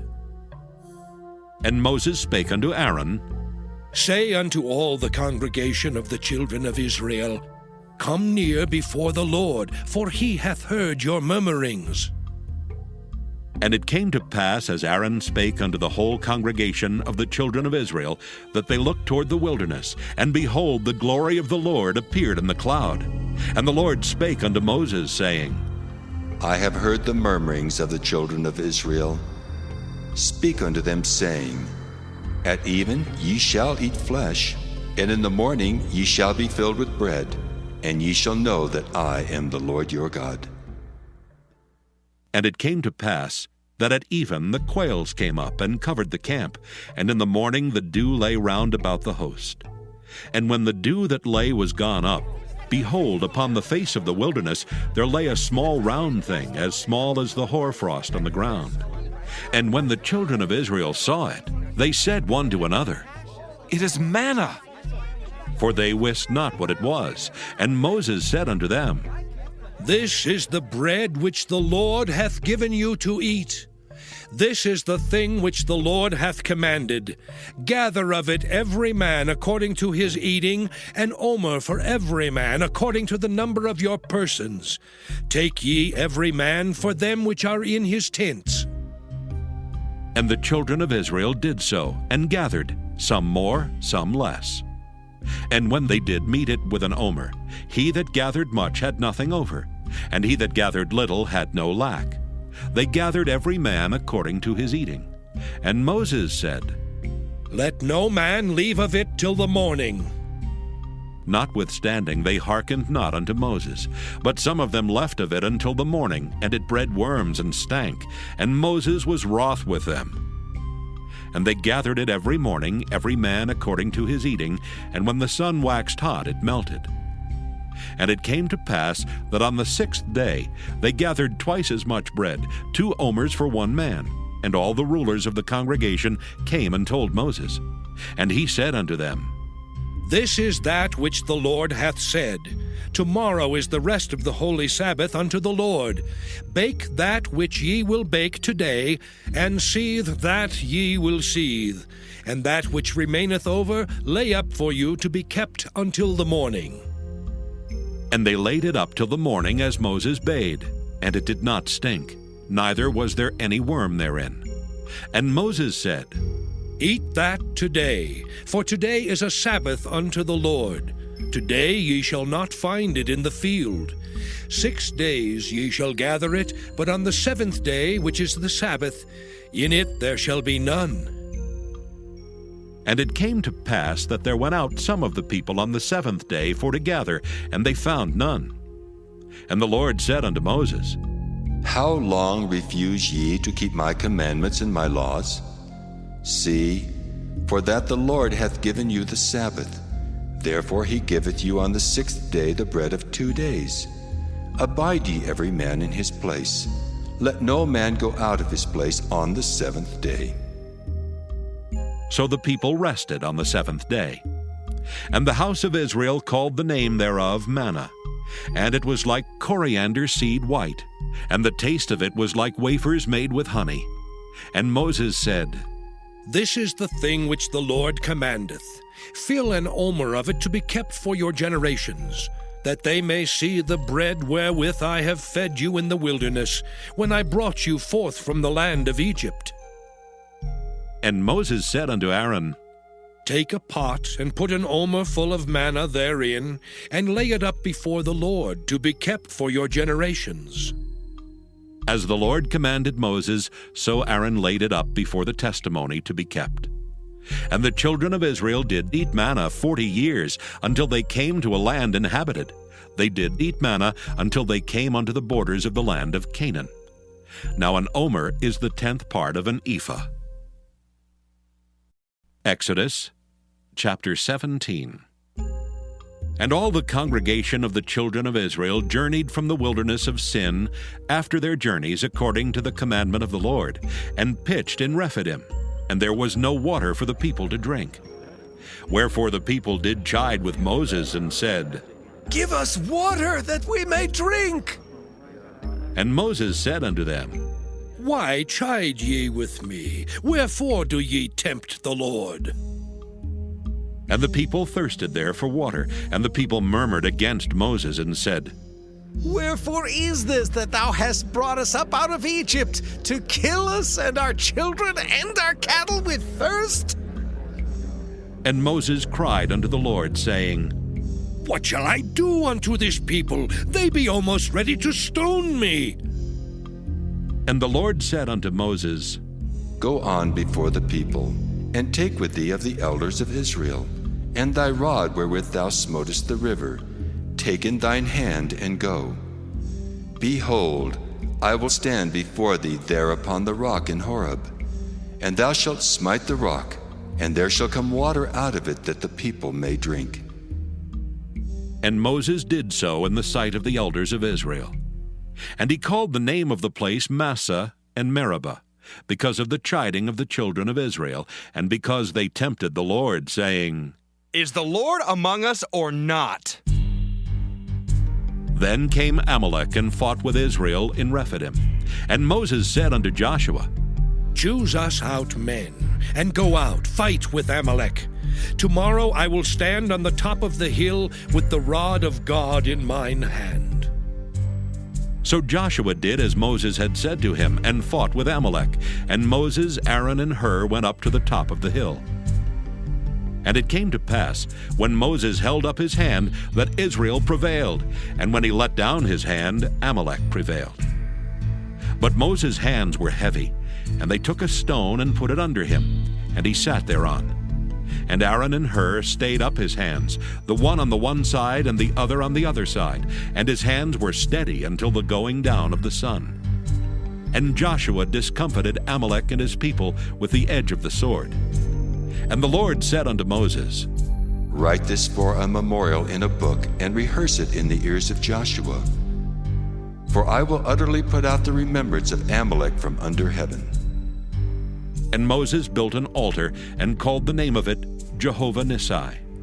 For he said, Because the Lord hath sworn that the Lord will have war with Amalek from generation to generation. Exodus chapter 18.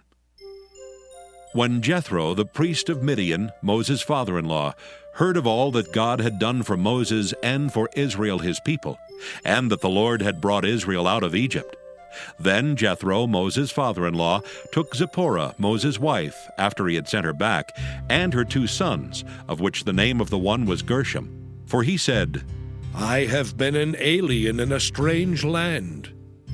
And the name of the other was Eleazar. For the God of my father, said he, was mine help, and delivered me from the sword of Pharaoh. And Jethro, Moses' father-in-law, came with his sons and his wife unto Moses into the wilderness, where he encamped at the mount of God. And he said unto Moses, I, thy father-in-law Jethro, am come unto thee, and thy wife and her 2 sons with her.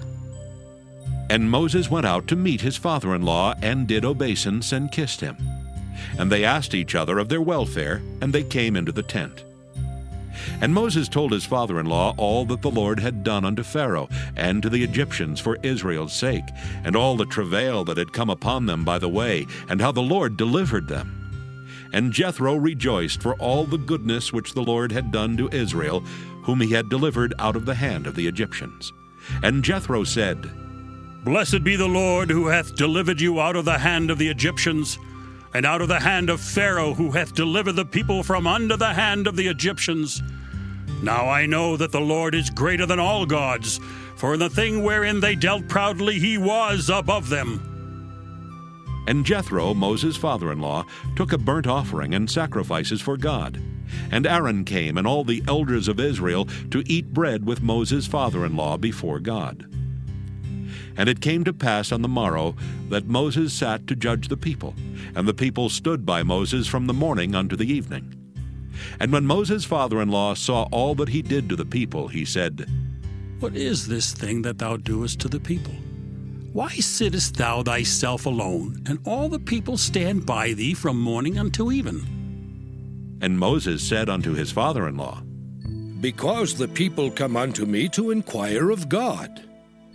When they have a matter, they come unto me, and I judge between one and another, and I do make them know the statutes of God and his laws.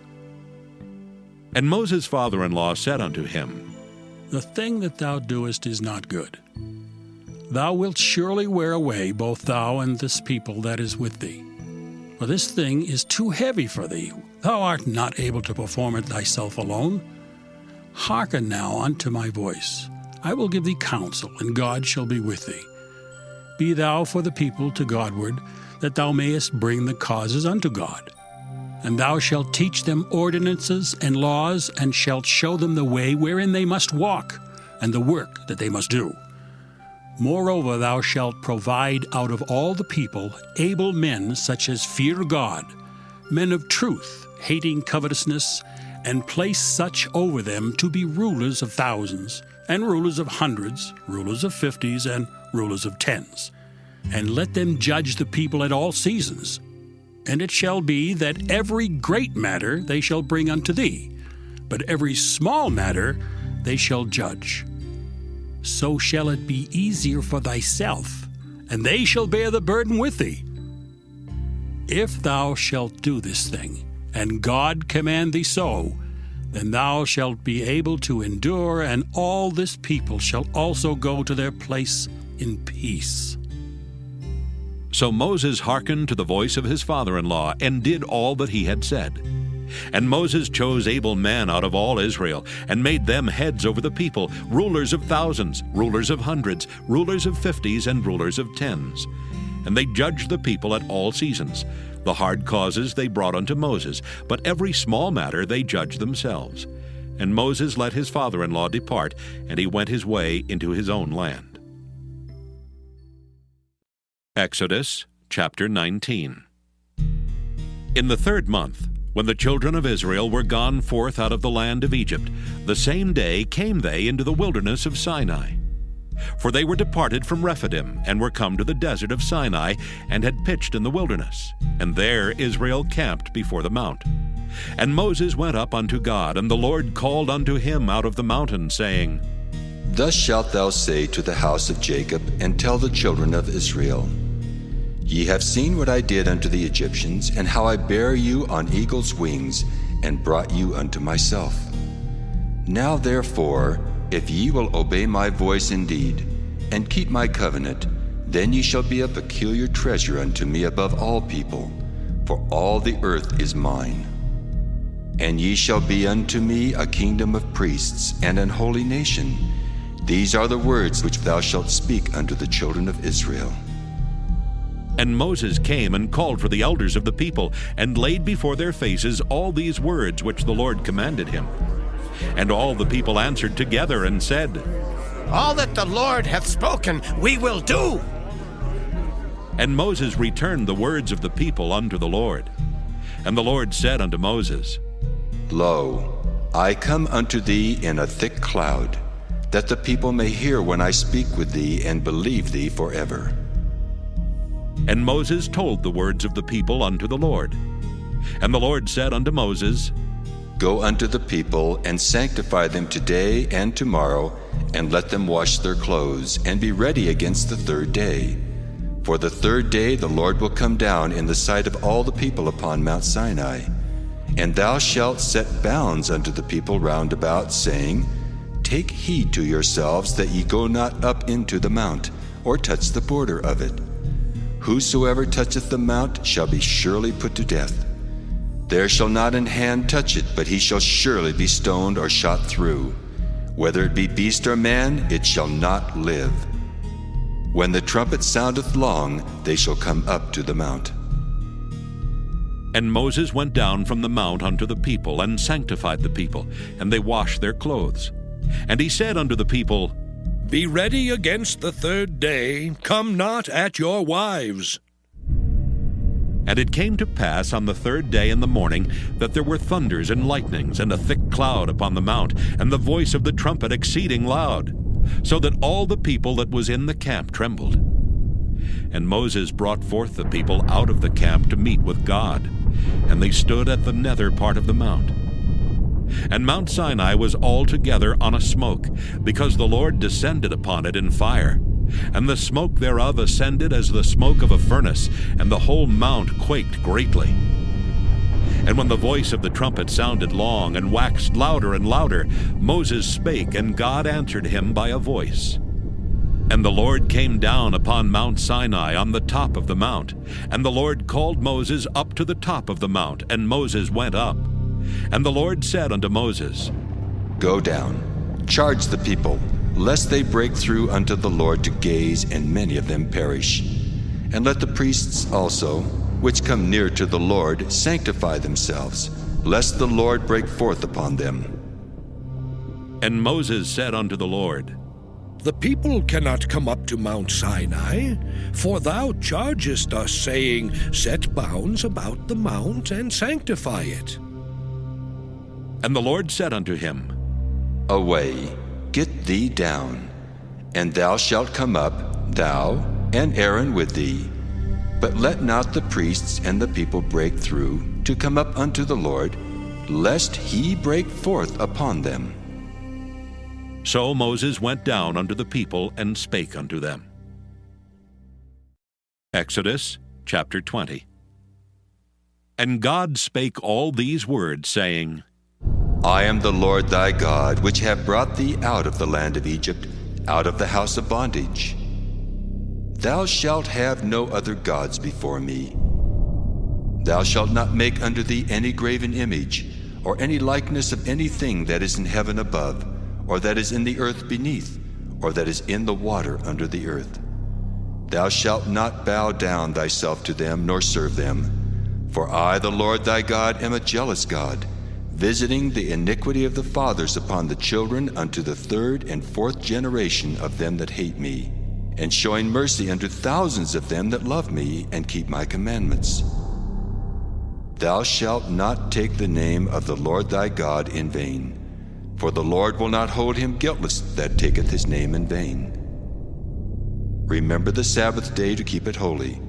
6 days shalt thou labor and do all thy work. But the seventh day is the Sabbath of the Lord thy God. In it thou shalt not do any work, thou, nor thy son, nor thy daughter, thy manservant, nor thy maidservant, nor thy cattle, nor thy stranger that is within thy gates. For in 6 days the Lord made heaven and earth, the sea, and all that in them is, and rested the seventh day. Wherefore the Lord blessed the Sabbath day, and hallowed it. Honor thy father and thy mother, that thy days may be long upon the land which the Lord thy God giveth thee. Thou shalt not kill. Thou shalt not commit adultery. Thou shalt not steal. Thou shalt not bear false witness against thy neighbor. Thou shalt not covet thy neighbor's house. Thou shalt not covet thy neighbor's wife, nor his manservant, nor his maidservant, nor his ox, nor his ass, nor anything that is thy neighbor's. And all the people saw the thunderings and the lightnings and the noise of the trumpet and the mountain smoking. And when the people saw it, they removed and stood afar off. And they said unto Moses, Speak thou with us, and we will hear, but let not God speak with us, lest we die. And Moses said unto the people, Fear not, for God is come to prove you, and that his fear may be before your faces, that ye sin not. And the people stood afar off, and Moses drew near unto the thick darkness where God was. And the Lord said unto Moses, Thus thou shalt say unto the children of Israel, Ye have seen that I have talked with you from heaven. Ye shall not make with me gods of silver, neither shall ye make unto you gods of gold. An altar of earth thou shalt make unto me, and shalt sacrifice thereon thy burnt offerings, and thy peace offerings, thy sheep and thine oxen. In all places where I record my name, I will come unto thee, and I will bless thee. And if thou wilt make me an altar of stone, thou shalt not build it of hewn stone. For if thou lift up thy tool upon it, thou hast polluted it. Neither shalt thou go up by steps unto mine altar, that thy nakedness be not discovered thereon. Exodus chapter 21. Now these are the judgments which thou shalt set before them. If thou buy an Hebrew servant, 6 years he shall serve, and in the 7th he shall go out free for nothing. If he came in by himself, he shall go out by himself. If he were married, then his wife shall go out with him. If his master have given him a wife, and she have borne him sons or daughters, the wife and her children shall be her master's, and he shall go out by himself. And if the servant shall plainly say, I love my master, my wife and my children, I will not go out free, then his master shall bring him unto the judges. He shall also bring him to the door, or unto the door post. And his master shall bore his ear through with an awl, and he shall serve him forever. And if a man sell his daughter to be a maidservant, she shall not go out as the men servants do. If she please not her master, who hath betrothed her to himself, then shall he let her be redeemed. To sell her unto a strange nation he shall have no power, seeing he hath dealt deceitfully with her. And if he have betrothed her unto his son, he shall deal with her after the manner of daughters. If he take him another wife, her food, her raiment, and her duty of marriage shall he not diminish. And if he do not these 3 unto her, then shall she go out free without money. He that smiteth a man so that he die shall be surely put to death. And if a man lie not in wait, but God deliver him into his hand, then I will appoint thee a place whither he shall flee. But if a man come presumptuously upon his neighbor, to slay him with guile, thou shalt take him from mine altar, that he may die. And he that smiteth his father or his mother shall be surely put to death. And he that stealeth a man and selleth him, or if he be found in his hand, he shall surely be put to death. And he that curseth his father or his mother shall surely be put to death. And if men strive together, and one smite another with a stone, or with his fist, and he die not, but keepeth his bed, if he rise again, and walk abroad upon his staff, then shall he that smote him be quit. Only he shall pay for the loss of his time, and shall cause him to be thoroughly healed. And if a man smite his servant or his maid with a rod, and he die under his hand, he shall be surely punished. Notwithstanding, if he continue a day or 2, he shall not be punished, for he is his money. If men strive and hurt a woman with child, so that her fruit depart from her, and yet no mischief follow, he shall be surely punished according as the woman's husband will lay upon him, and he shall pay as the judges determine. And if any mischief follow, then thou shalt give life for life, eye for eye, tooth for tooth, hand for hand, foot for foot, burning for burning, wound for wound, stripe for stripe. And if a man smite the eye of his servant, or the eye of his maid, that it perish, he shall let him go free for his eye's sake. And if he smite out his manservant's tooth, or his maidservant's tooth, he shall let him go free for his tooth's sake. If an ox gore a man or a woman that they die, then the ox shall be surely stoned, and his flesh shall not be eaten, but the owner of the ox shall be quit. But if the ox were wont to push with his horn in time past, and it hath been testified to his owner, and he hath not kept him in, but that he hath killed a man or a woman, the ox shall be stoned, and his owner also shall be put to death. If there be laid on him a sum of money, then he shall give for the ransom of his life whatsoever is laid upon him. Whether he have gored a son, or have gored a daughter, according to this judgment shall it be done unto him.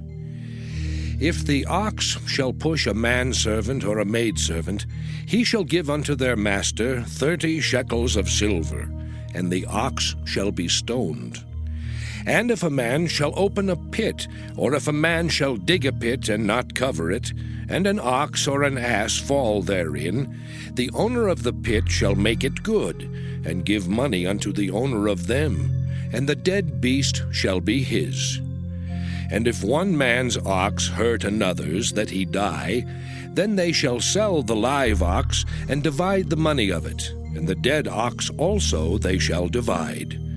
Or if it be known that the ox hath used to push in time past, and his owner hath not kept him in, he shall surely pay ox for ox, and the dead shall be his own. Exodus chapter 22.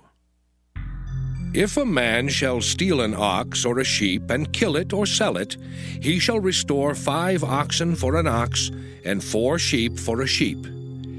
If a thief be found breaking up, and be smitten that he die, there shall no blood be shed for him. If the sun be risen upon him, there shall be blood shed for him, for he should make full restitution. If he have nothing, then he shall be sold for his theft. If the theft be certainly found in his hand alive, whether it be ox or ass or sheep, he shall restore double.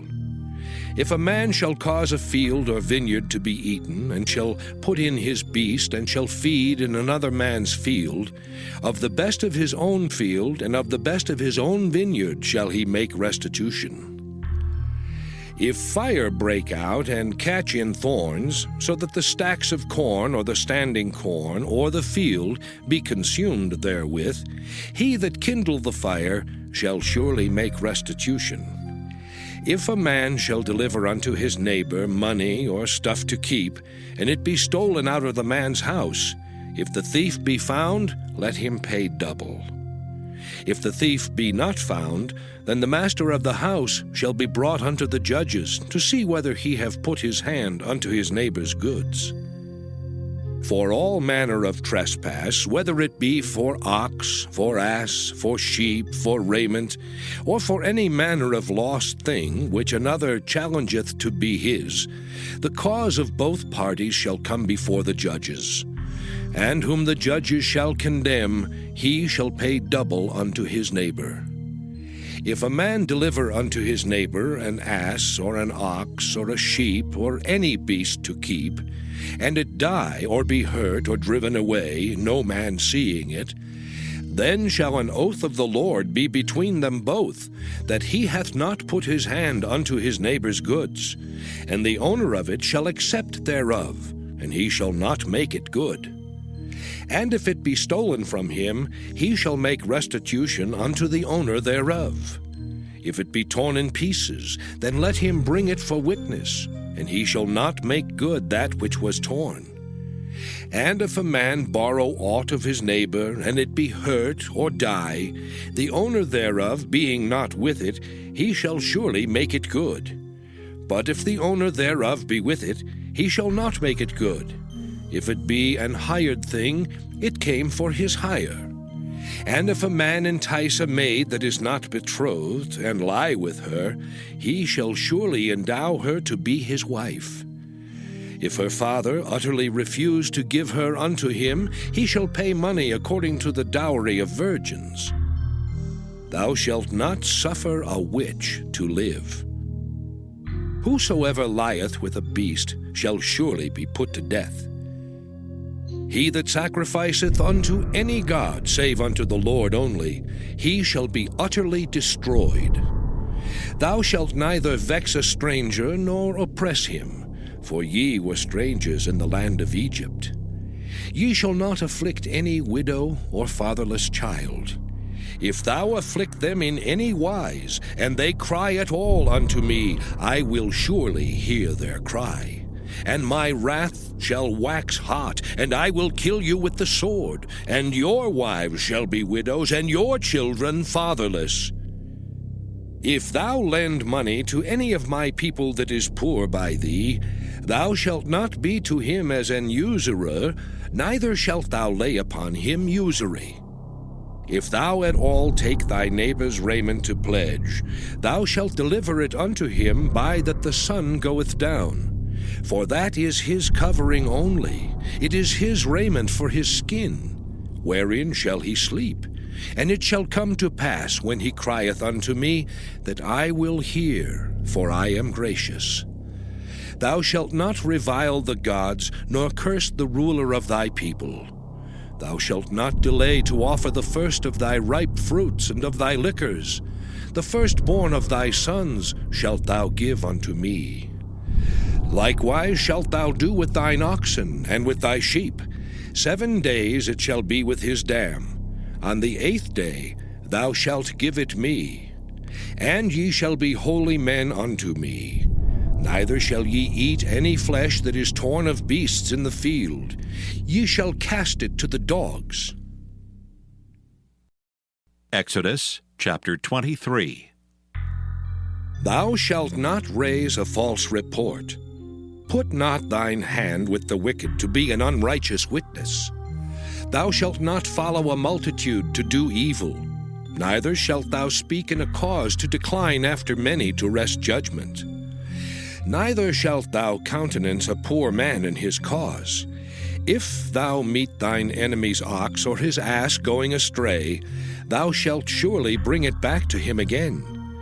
If thou see the ass of him that hateth thee lying under his burden, and wouldest forbear to help him, thou shalt surely help with him. Thou shalt not wrest the judgment of thy poor in his cause. Keep thee far from a false matter, and the innocent and righteous slay thou not, for I will not justify the wicked. And thou shalt take no gift, for the gift blindeth the wise, and perverteth the words of the righteous. Also thou shalt not oppress a stranger, for ye know the heart of a stranger, seeing ye were strangers in the land of Egypt. And 6 years thou shalt sow thy land, and shalt gather in the fruits thereof. But the 7th year thou shalt let it rest and lie still, that the poor of thy people may eat, and what they leave the beasts of the field shall eat. In like manner thou shalt deal with thy vineyard and with thy oliveyard. 6 days thou shalt do thy work, and on the 7th day thou shalt rest. That thine ox and thine ass may rest, and the son of thy handmaid, and the stranger may be refreshed. And in all things that I have said unto you be circumspect, and make no mention of the name of other gods, neither let it be heard out of thy mouth. 3 times thou shalt keep a feast unto me in the year. Thou shalt keep the feast of unleavened bread. Thou shalt eat unleavened bread 7 days, as I commanded thee in the time appointed of the month Abib. For in it thou camest out from Egypt, and none shall appear before me empty. And the feast of harvest, the first fruits of thy labors, which thou hast sown in the field. And the feast of ingathering, which is in the end of the year, when thou hast gathered in thy labors out of the field. 3 times in the year all thy males shall appear before the Lord God. Thou shalt not offer the blood of my sacrifice with leavened bread, neither shall the fat of my sacrifice remain until the morning. The first of the firstfruits of thy land thou shalt bring into the house of the Lord thy God. Thou shalt not see the kid in his mother's milk. Behold, I send an angel before thee to keep thee in the way, and to bring thee into the place which I have prepared. Beware of him, and obey his voice. Provoke him not, for he will not pardon your transgressions, for my name is in him. But if thou shalt indeed obey his voice, and do all that I speak, then I will be an enemy unto thine enemies, and an adversary unto thine adversaries. For mine angel shall go before thee, and bring thee in unto the Amorites and the Hittites and the Perizzites, and the Canaanites and Hivites and the Jebusites, and I will cut them off. Thou shalt not bow down to their gods, nor serve them, nor do after their works, but thou shalt utterly overthrow them, and quite break down their images.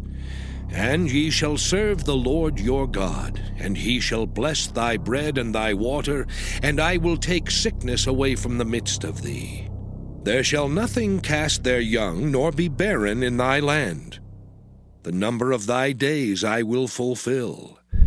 I will send my fear before thee, and will destroy all the people to whom thou shalt come, and I will make all thine enemies turn their backs unto thee. And I will send hornets before thee, which shall drive out the Hivite, the Canaanite, and the Hittite from before thee. I will not drive them out from before thee in 1 year, lest the land become desolate, and the beast of the field multiply against thee. By little and little I will drive them out from before thee, until thou be increased and inherit the land. And I will set thy bounds from the Red Sea even unto the sea of the Philistines, and from the desert unto the river. For I will deliver the inhabitants of the land into your hand, and thou shalt drive them out before thee. Thou shalt make no covenant with them, nor with their gods. They shall not dwell in thy land, lest they make thee sin against me. For if thou serve their gods, it will surely be a snare unto thee. Exodus chapter 24. And he said unto Moses, Come up unto the Lord, thou and Aaron, Nadab and Abihu, and 70 of the elders of Israel, and worship ye afar off. And Moses alone shall come near the Lord, but they shall not come nigh, neither shall the people go up with him. And Moses came and told the people all the words of the Lord, and all the judgments. And all the people answered with one voice, and said, All the words which the Lord hath said will we do. And Moses wrote all the words of the Lord, and rose up early in the morning, and builded an altar under the hill, and 12 pillars, according to the 12 tribes of Israel. And he sent young men of the children of Israel, which offered burnt offerings, and sacrificed peace offerings of oxen unto the Lord. And Moses took half of the blood, and put it in basins, and half of the blood he sprinkled on the altar. And he took the book of the covenant, and read in the audience of the people, and they said, All that the Lord hath said will we do, and be obedient. And Moses took the blood, and sprinkled it on the people, and said, Behold the blood of the covenant, which the Lord hath made with you concerning all these words.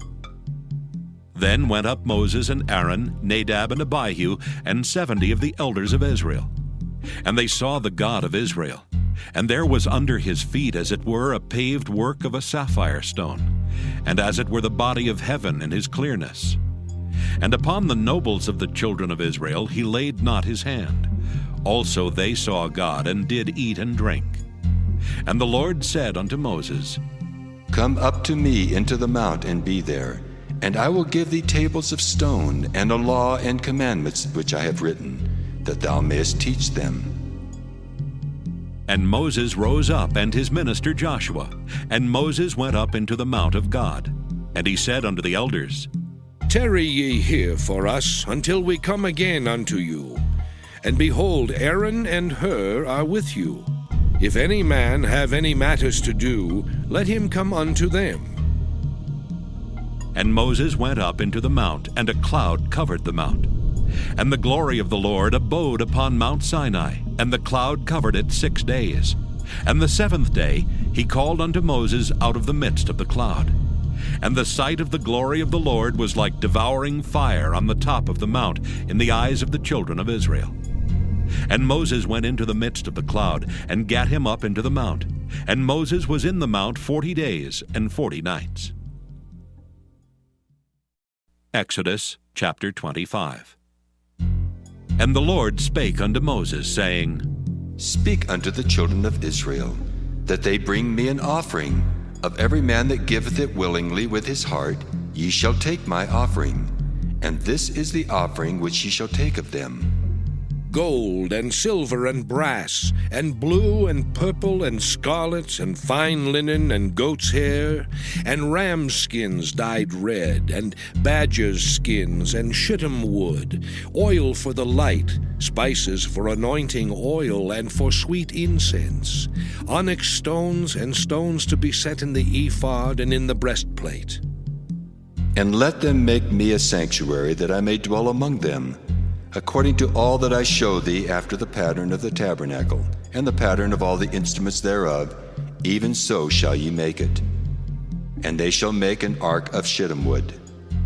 2 cubits and a half shall be the length thereof, and 1 cubit and a half the breadth thereof, and 1 cubit and a half the height thereof. And thou shalt overlay it with pure gold, within and without shalt thou overlay it, and shalt make upon it a crown of gold round about.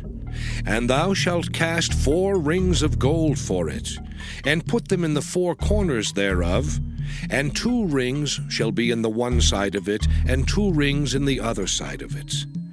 And thou shalt make staves of shittim wood, and overlay them with gold. And thou shalt put the staves into the rings by the sides of the ark, that the ark may be borne with them.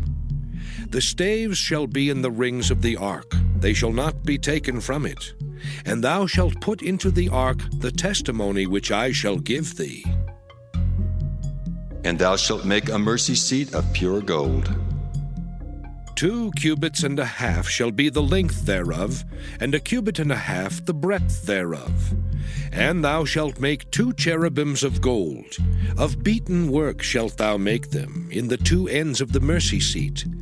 And make 1 cherub on the one end, and the other cherub on the other end.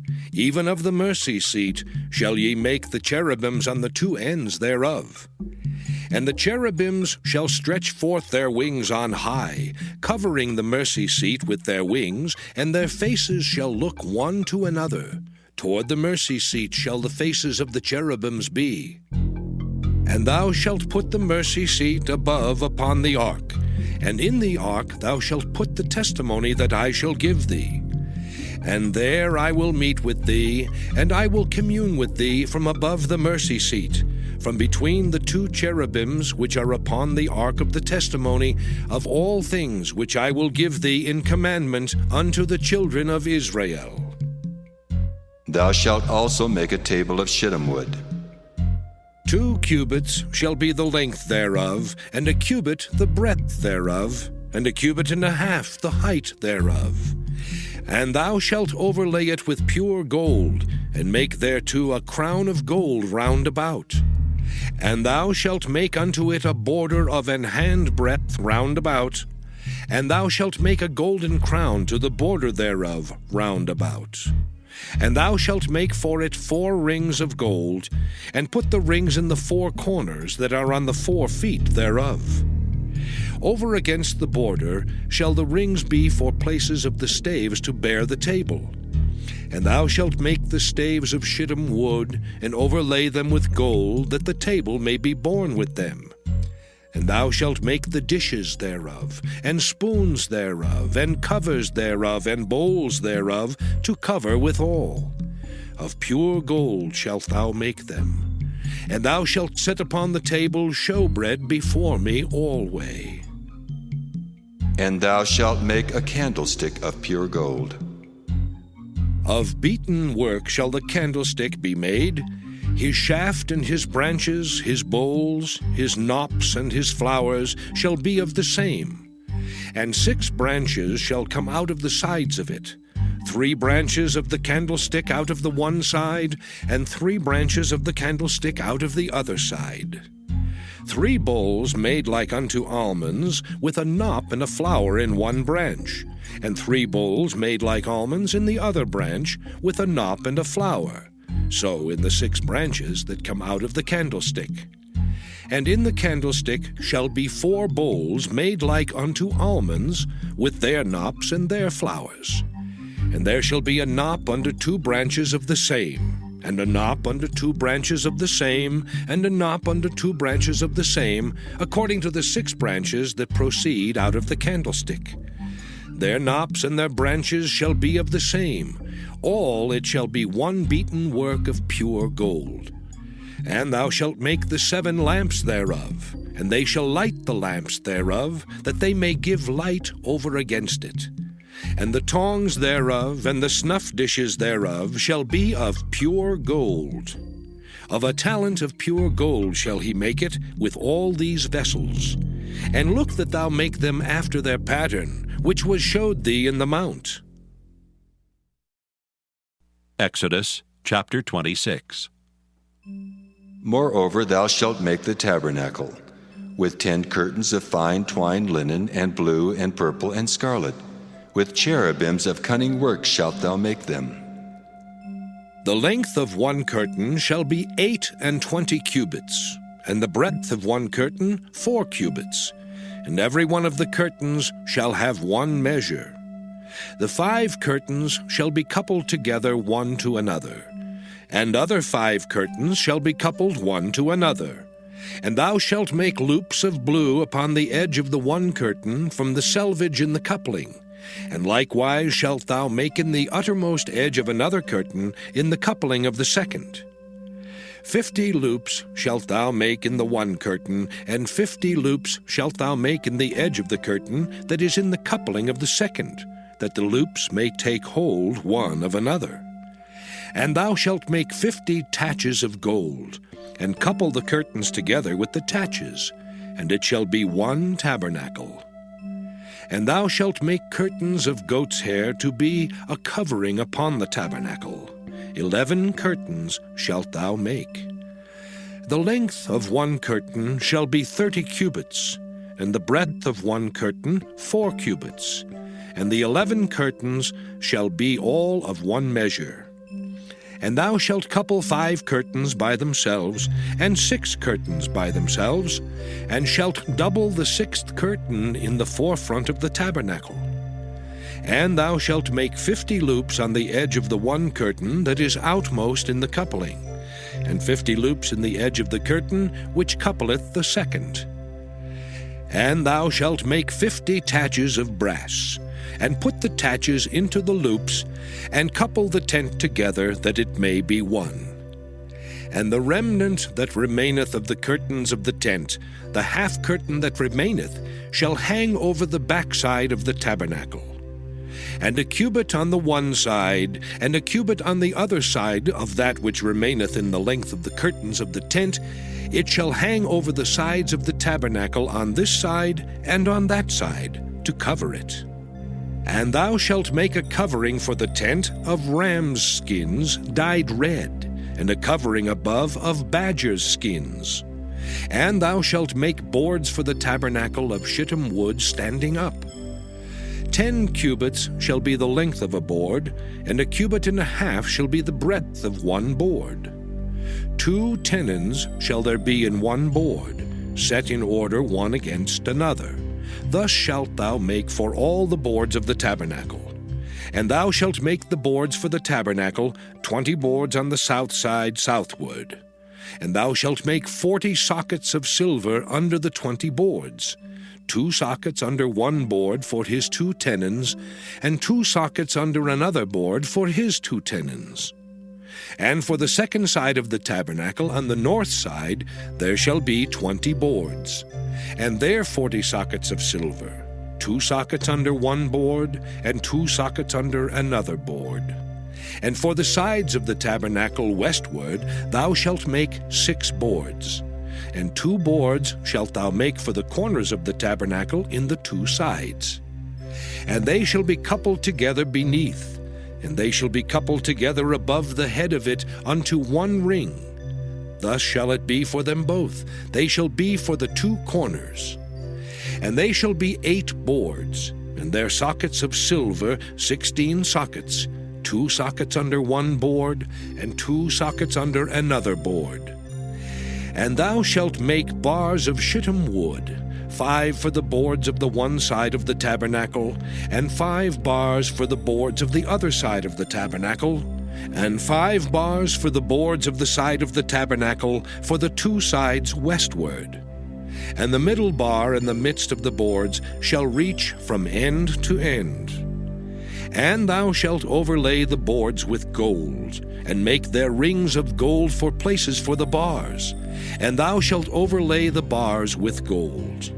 And thou shalt rear up the tabernacle according to the fashion thereof which was showed thee in the mount. And thou shalt make a veil of blue and purple and scarlet and fine twined linen of cunning work. With cherubims shall it be made. And thou shalt hang it upon 4 pillars of shittim wood overlaid with gold. Their hooks shall be of gold upon the 4 sockets of silver. And thou shalt hang up the veil under the taches, that thou mayest bring in thither within the veil the ark of the testimony. And the veil shall divide unto you between the holy place and the most holy. And thou shalt put the mercy seat upon the ark of the testimony in the most holy place. And thou shalt set the table without the veil, and the candlestick over against the table on the side of the tabernacle toward the south. And thou shalt put the table on the north side. And thou shalt make an hanging for the door of the tent of blue and purple and scarlet and fine twined linen, wrought with needlework. And thou shalt make for the hanging 5 pillars of shittim wood, and overlay them with gold, and their hooks shall be of gold, and thou shalt cast 5 sockets of brass for them. Exodus chapter 27. And thou shalt make an altar of shittim wood, 5 cubits long and 5 cubits broad. The altar shall be 4 square, and the height thereof shall be 3 cubits. And thou shalt make the horns of it upon the 4 corners thereof. His horns shall be of the same, and thou shalt overlay it with brass. And thou shalt make his pans to receive his ashes, and his shovels, and his basins, and his flesh hooks, and his fire pans. All the vessels thereof thou shalt make of brass. And thou shalt make for it a grate of network of brass. And upon the net shalt thou make 4 brazen rings in the 4 corners thereof.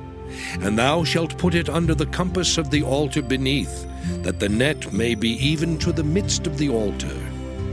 And thou shalt make staves for the altar, staves of shittim wood, and overlay them with brass. And the staves shall be put into the rings, and the staves shall be upon the 2 sides of the altar, to bear it. Hollow with boards shalt thou make it, as it was showed thee in the mount, so shall they make it. And thou shalt make the court of the tabernacle. For the south side southward there shall be hangings for the court of fine twined linen of 100 cubits long for one side. And the 20 pillars thereof and their 20 sockets shall be of brass. The hooks of the pillars and their fillets shall be of silver. And likewise for the north side in length there shall be hangings of 100 cubits long, and his 20 pillars and their 20 sockets of brass. The hooks of the pillars and their fillets of silver. And for the breadth of the court on the west side shall be hangings of 50 cubits, their pillars 10, and their sockets 10. And the breadth of the court on the east side eastward shall be 50 cubits. The hangings of one side of the gate shall be 15 cubits, their pillars 3, and their sockets 3. And on the other side shall be hangings 15 cubits, their pillars 3, and their sockets 3.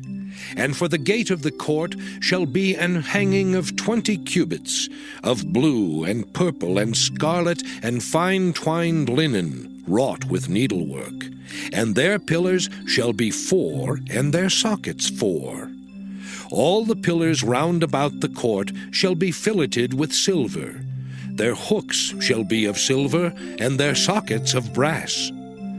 The length of the court shall be 100 cubits, and the breadth 50 everywhere, and the height 5 cubits of fine twined linen, and their sockets of brass.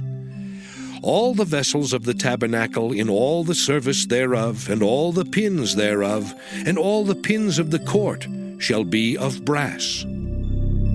And thou shalt command the children of Israel that they bring thee pure olive oil beaten for the light, to cause the lamp to burn always.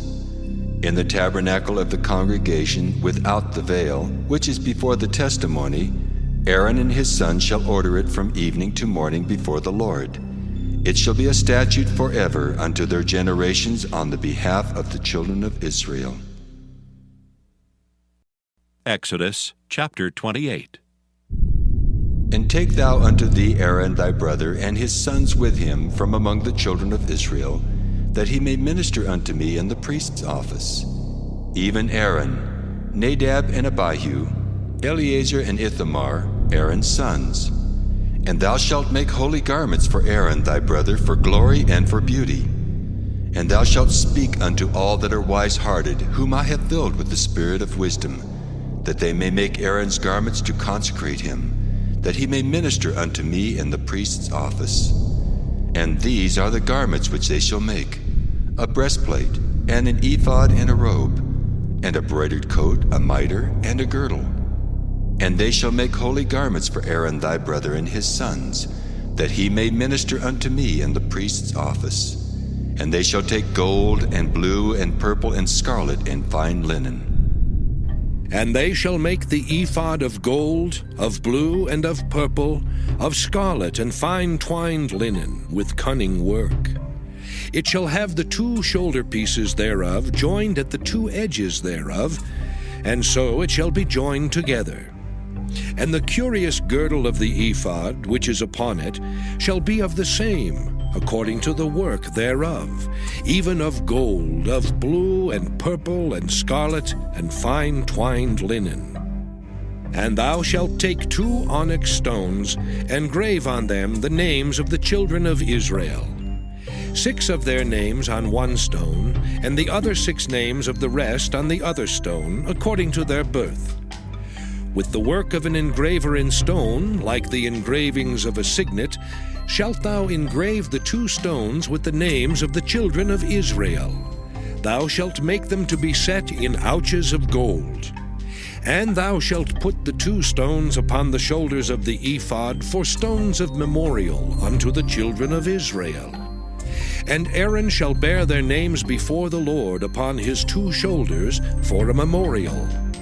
And thou shalt make ouches of gold, and 2 chains of pure gold at the ends. Of wreathen work shalt thou make them, and fasten the wreathen chains to the ouches. And thou shalt make the breastplate of judgment with cunning work. After the work of the ephod thou shalt make it. Of gold, of blue, and of purple, and of scarlet, and of fine twined linen shalt thou make it. 4 square it shall be, being doubled. A span shall be the length thereof, and a span shall be the breadth thereof. And thou shalt set it in settings of stones, even 4 rows of stones. The first row shall be a sardius, a topaz, and a carbuncle. This shall be the first row.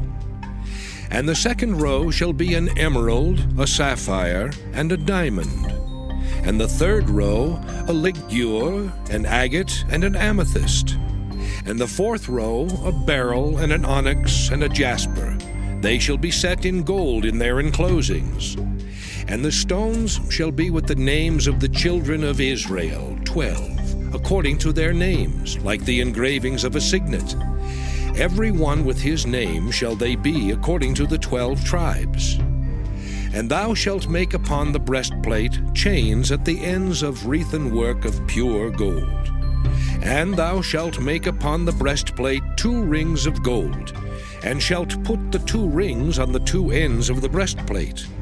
And thou shalt put the 2 wreathen chains of gold in the 2 rings which are on the ends of the breastplate. And the other 2 ends of the 2 wreathen chains thou shalt fasten in the 2 ouches, and put them on the shoulder pieces of the ephod before it. And thou shalt make 2 rings of gold, and thou shalt put them upon the 2 ends of the breastplate in the border thereof, which is in the side of the ephod inward. And 2 other rings of gold thou shalt make, and shalt put them on the 2 sides of the ephod underneath, toward the forepart thereof, over against the other coupling thereof, above the curious girdle of the ephod. And they shall bind the breastplate by the rings thereof unto the rings of the ephod with a lace of blue, that it may be above the curious girdle of the ephod, and that the breastplate be not loosed from the ephod. And Aaron shall bear the names of the children of Israel in the breastplate of judgment upon his heart, when he goeth in unto the holy place for a memorial before the Lord continually. And thou shalt put in the breastplate of judgment the Urim and the Thummim, and they shall be upon Aaron's heart when he goeth in before the Lord. And Aaron shall bear the judgment of the children of Israel upon his heart before the Lord continually.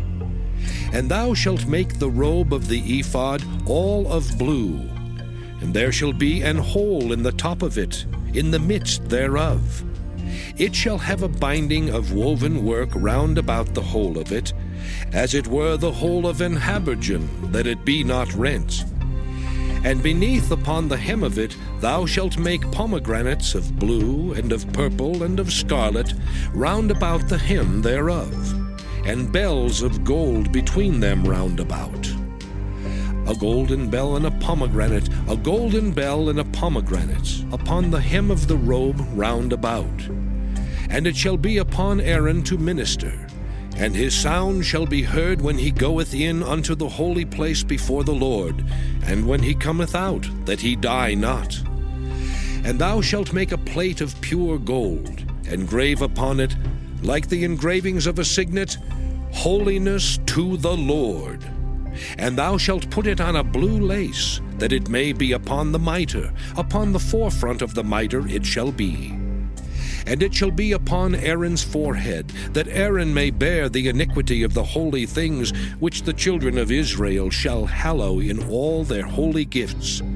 And it shall be always upon his forehead, that they may be accepted before the Lord. And thou shalt embroider the coat of fine linen, and thou shalt make the mitre of fine linen, and thou shalt make the girdle of needlework. And for Aaron's sons thou shalt make coats, and thou shalt make for them girdles, and bonnets shalt thou make for them, for glory and for beauty. And thou shalt put them upon Aaron thy brother, and his sons with him, and shalt anoint them, and consecrate them, and sanctify them, that they may minister unto me in the priest's office. And thou shalt make them linen breeches to cover their nakedness. From the loins even unto the thighs they shall reach. And they shall be upon Aaron and upon his sons when they come in unto the tabernacle of the congregation, or when they come near unto the altar to minister in the holy place, that they bear not iniquity and die. It shall be a statute forever unto him and his seed after him. Exodus chapter 29. And this is the thing that thou shalt do unto them to hallow them, to minister unto me in the priest's office. Take 1 young bullock and 2 rams without blemish, and unleavened bread and cakes unleavened, tempered with oil, and wafers unleavened, anointed with oil. Of wheaten flour shalt thou make them. And thou shalt put them into 1 basket, and bring them in the basket with the bullock and the 2 rams. And Aaron and his sons thou shalt bring unto the door of the tabernacle of the congregation, and shalt wash them with water. And thou shalt take the garments, and put upon Aaron the coat, and the robe of the ephod, and the breastplate, and gird him with the curious girdle of the ephod. And thou shalt put the mitre upon his head, and put the holy crown upon the mitre. Then shalt thou take the anointing oil, and pour it upon his head, and anoint him. And thou shalt bring his sons, and put coats upon them. And thou shalt gird them with girdles, Aaron and his sons, and put the bonnets on them. And the priest's office shall be theirs for a perpetual statute. And thou shalt consecrate Aaron and his sons. And thou shalt cause a bullock to be brought before the tabernacle of the congregation. And Aaron and his sons shall put their hands upon the head of the bullock. And thou shalt kill the bullock before the Lord, by the door of the tabernacle of the congregation. And thou shalt take of the blood of the bullock, and put it upon the horns of the altar with thy finger, and pour all the blood beside the bottom of the altar. And thou shalt take all the fat that covereth the inwards, and the caul that is above the liver, and the 2 kidneys, and the fat that is upon them, and burn them upon the altar. But the flesh of the bullock, and his skin, and his dung, shalt thou burn with fire without the camp. It is a sin offering. Thou shalt also take 1 ram, and Aaron and his sons shall put their hands upon the head of the ram. And thou shalt slay the ram, and thou shalt take his blood, and sprinkle it round about upon the altar. And thou shalt cut the ram in pieces, and wash the inwards of him, and his legs, and put them unto his pieces, and unto his head. And thou shalt burn the whole ram upon the altar. It is a burnt offering unto the Lord. It is a sweet savor, an offering made by fire unto the Lord.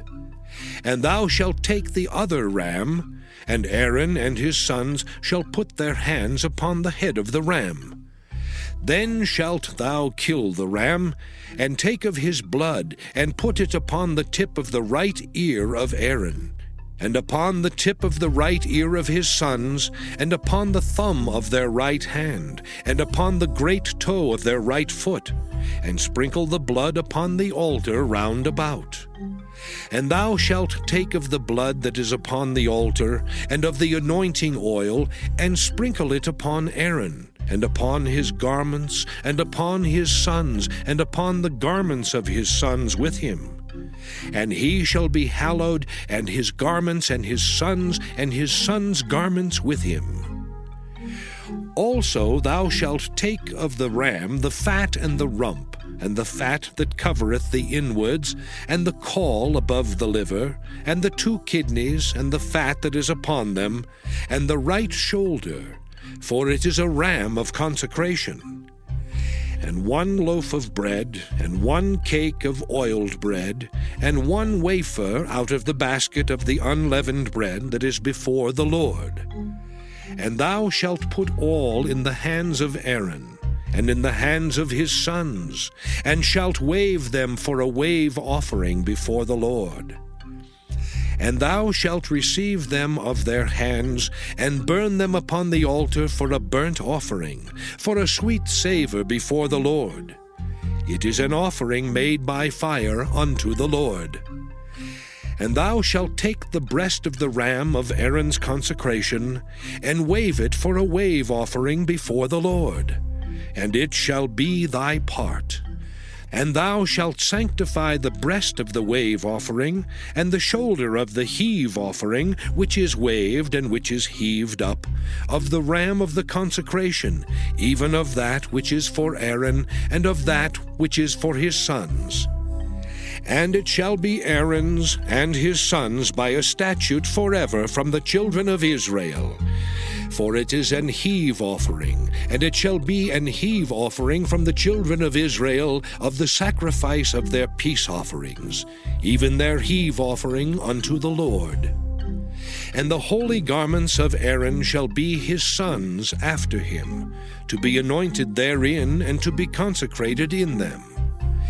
And that son that is priest in his stead shall put them on 7 days, when he cometh into the tabernacle of the congregation to minister in the holy place.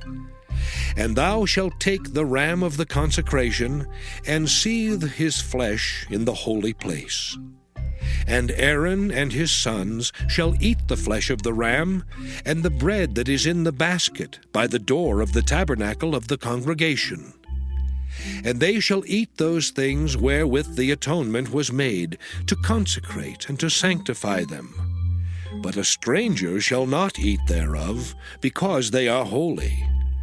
And if aught of the flesh of the consecrations, or of the bread, remain unto the morning, then thou shalt burn the remainder with fire. It shall not be eaten, because it is holy. And thus shalt thou do unto Aaron and to his sons according to all things which I have commanded thee. 7 days shalt thou consecrate them. And thou shalt offer every day a bullock for a sin offering for atonement. And thou shalt cleanse the altar when thou hast made an atonement for it, and thou shalt anoint it to sanctify it. 7 days thou shalt make an atonement for the altar, and sanctify it. And it shall be an altar most holy. Whatsoever toucheth the altar shall be holy.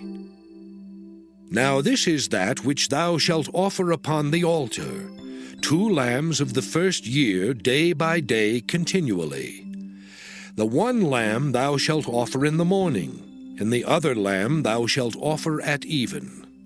And with the 1 lamb 1/10 deal of flour mingled with the 4th part of an hin of beaten oil, and the 4th part of an hin of wine for a drink offering. And the other lamb thou shalt offer at even, and shalt do thereto according to the meat offering of the morning, and according to the drink offering thereof, for a sweet savour, an offering made by fire unto the Lord. This shall be a continual burnt offering throughout your generations, at the door of the tabernacle of the congregation before the Lord, where I will meet you to speak there unto thee. And there I will meet with the children of Israel, and the tabernacle shall be sanctified by my glory. And I will sanctify the tabernacle of the congregation and the altar. I will sanctify also both Aaron and his sons to minister to me in the priest's office. And I will dwell among the children of Israel, and will be their God. And they shall know that I am the Lord their God, that brought them forth out of the land of Egypt, that I may dwell among them. I am the Lord their God. Exodus chapter 30. And thou shalt make an altar to burn incense upon. Of shittim wood shalt thou make it. A cubit shall be the length thereof, and a cubit the breadth thereof. 4 square shall it be, and 2 cubits shall be the height thereof. The horns thereof shall be of the same. And thou shalt overlay it with pure gold, the top thereof, and the sides thereof round about, and the horns thereof. And thou shalt make unto it a crown of gold round about. And 2 golden rings shalt thou make to it under the crown of it. By the 2 corners thereof, upon the 2 sides of it shalt thou make it. And they shall be for places for the staves to bear it withal. And thou shalt make the staves of shittim wood, and overlay them with gold. And thou shalt put it before the veil that is by the ark of the testimony, before the mercy seat that is over the testimony, where I will meet with thee. And Aaron shall burn thereon sweet incense every morning. When he dresseth the lamps, he shall burn incense upon it. And when Aaron lighteth the lamps at even, he shall burn incense upon it, a perpetual incense before the Lord throughout your generations. Ye shall offer no strange incense thereon, nor burnt sacrifice, nor meat offering. Neither shall ye pour drink offering thereon. And Aaron shall make an atonement upon the horns of it once in a year with the blood of the sin offering of atonements. Once in the year shall he make atonement upon it throughout your generations. It is most holy unto the Lord. And the Lord spake unto Moses, saying, When thou takest the sum of the children of Israel after their number, then shall they give every man a ransom for his soul unto the Lord, when thou numberest them. That there be no plague among them when thou numberest them. This they shall give every one that passeth among them that are numbered, half a shekel after the shekel of the sanctuary. A shekel is 20 gerahs, and half shekel shall be the offering of the Lord. Every one that passeth among them that are numbered, from 20 years old and above, shall give an offering unto the Lord. The rich shall not give more, and the poor shall not give less than half a shekel when they give an offering unto the Lord, to make an atonement for your souls. And thou shalt take the atonement money of the children of Israel, and shalt appoint it for the service of the tabernacle of the congregation, that it may be a memorial unto the children of Israel before the Lord, to make an atonement for your souls. And the Lord spake unto Moses, saying, Thou shalt also make a laver of brass, and his foot also of brass to wash withal. And thou shalt put it between the tabernacle of the congregation and the altar, and thou shalt put water therein.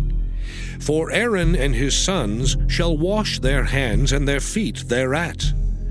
When they go into the tabernacle of the congregation, they shall wash with water, that they die not. Or when they come near to the altar to minister, to burn offering made by fire unto the Lord. So they shall wash their hands and their feet, that they die not, and it shall be a statute forever to them, even to him and to his seed throughout their generations. Moreover the Lord spake unto Moses, saying, Take thou also unto thee principal spices. Of pure myrrh 500 shekels, and of sweet cinnamon half so much, even 250 shekels, and of sweet calamus 250 shekels, and of cassia 500 shekels, after the shekel of the sanctuary, and of oil olive and hin. And thou shalt make it an oil of holy ointment, an ointment compound after the art of the apothecary. It shall be an holy anointing oil. And thou shalt anoint the tabernacle of the congregation therewith, and the ark of the testimony, and the table and all his vessels, and the candlestick and his vessels, and the altar of incense, and the altar of burnt offering with all his vessels, and the laver and his foot. And thou shalt sanctify them, that they may be most holy. Whatsoever toucheth them shall be holy. And thou shalt anoint Aaron and his sons, and consecrate them, that they may minister unto me in the priest's office. And thou shalt speak unto the children of Israel, saying, This shall be an holy anointing oil unto me throughout your generations. Upon man's flesh shall it not be poured, neither shall ye make any other like it, after the composition of it. It is holy, and it shall be holy unto you. Whosoever compoundeth any like it, or whosoever putteth any of it upon a stranger, shall even be cut off from his people. And the Lord said unto Moses, Take unto thee sweet spices, stadge, and onycha, and galbanum. These sweet spices with pure frankincense, of each shall there be a like weight. And thou shalt make it a perfume, a confection after the art of the apothecary, tempered together, pure and holy. And thou shalt beat some of it very small, and put of it before the testimony in the tabernacle of the congregation, where I will meet with thee. It shall be unto you most holy. And as for the perfume which thou shalt make, ye shall not make to yourselves according to the composition thereof. It shall be unto thee holy for the Lord. Whosoever shall make like unto that, to smell thereto, shall even be cut off from his people. Exodus chapter 31. And the Lord spake unto Moses, saying, See, I have called by name Bezaleel, the son of Uri, the son of Hur, of the tribe of Judah. And I have filled him with the Spirit of God, in wisdom and in understanding, and in knowledge and in all manner of workmanship, to devise cunning works, to work in gold and in silver and in brass, and in cutting of stones to set them, and in carving of timber, to work in all manner of workmanship. And I, behold, I have given with him Aholiab, the son of Ahisamach of the tribe of Dan. And in the hearts of all that are wise-hearted, I have put wisdom that they may make all that I have commanded thee. The tabernacle of the congregation, and the ark of the testimony, and the mercy seat that is thereupon, and all the furniture of the tabernacle, and the table and his furniture, and the pure candlestick with all his furniture, and the altar of incense, and the altar of burnt offering with all his furniture, and the laver and his foot, and the cloths of service, and the holy garments for Aaron the priest, and the garments of his sons to minister in the priest's office. And the anointing oil, and sweet incense for the holy place, according to all that I have commanded thee shall they do. And the Lord spake unto Moses, saying, Speak thou also unto the children of Israel, saying, Verily my Sabbaths ye shall keep, for it is a sign between me and you throughout your generations, that ye may know that I am the Lord that doth sanctify you. Ye shall keep the Sabbath therefore, for it is holy unto you. Every one that defileth it shall surely be put to death. For whosoever doeth any work therein, that soul shall be cut off from among his people. 6 days may work be done, but in the 7th is the Sabbath of rest, holy to the Lord. Whosoever doeth any work in the Sabbath day, he shall surely be put to death. Wherefore the children of Israel shall keep the Sabbath, to observe the Sabbath throughout their generations, for a perpetual covenant. It is a sign between me and the children of Israel forever. For in 6 days the Lord made heaven and earth, and on the 7th day he rested, and was refreshed. And he gave unto Moses, when he had made an end of communing with him upon Mount Sinai, 2 tables of testimony, tables of stone, written with the finger of God. Exodus chapter 32. And when the people saw that Moses delayed to come down out of the mount, the people gathered themselves together unto Aaron, and said unto him, Up, make us gods which shall go before us. For as for this Moses, the man that brought us up out of the land of Egypt, we wot not what has become of him. And Aaron said unto them, Break off the golden earrings which are in the ears of your wives, of your sons, and of your daughters, and bring them unto me. And all the people brake off the golden earrings which were in their ears, and brought them unto Aaron. And he received them at their hand, and fashioned it with a graving tool, after he had made it a molten calf. And they said, These be thy gods, O Israel, which brought thee up out of the land of Egypt. And when Aaron saw it, he built an altar before it. And Aaron made proclamation, and said, Tomorrow is a feast to the Lord.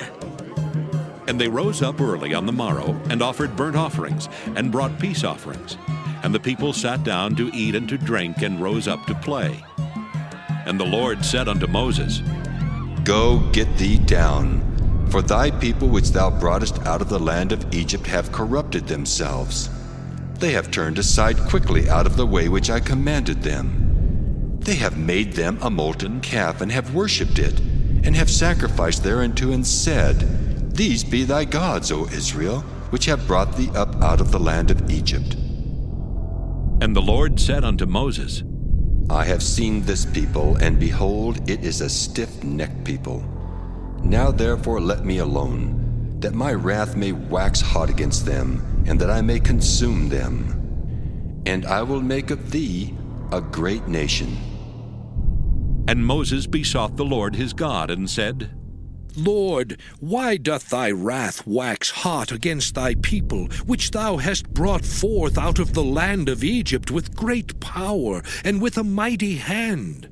Wherefore should the Egyptians speak and say, For mischief did he bring them out, to slay them in the mountains, and to consume them from the face of the earth?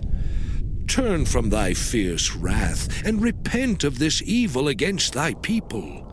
Remember Abraham, Isaac, and Israel, thy servants, to whom thou swarest by thine own self, and saidst unto them, I will multiply your seed as the stars of heaven, and all this land that I have spoken of will I give unto your seed, and they shall inherit it forever. And the Lord repented of the evil which he thought to do unto his people.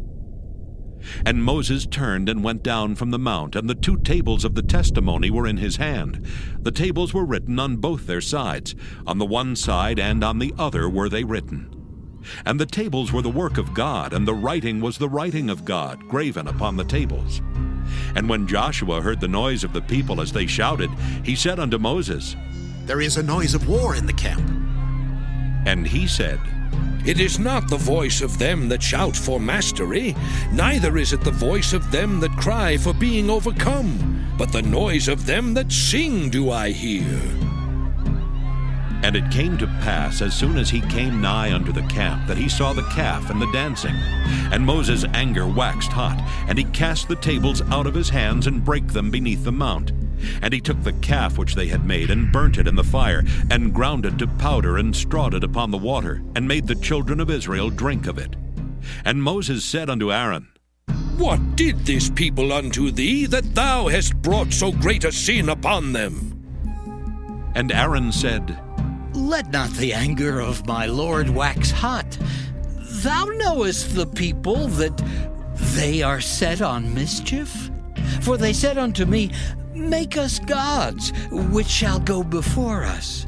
For as for this Moses, the man that brought us up out of the land of Egypt, we wot not what is become of him.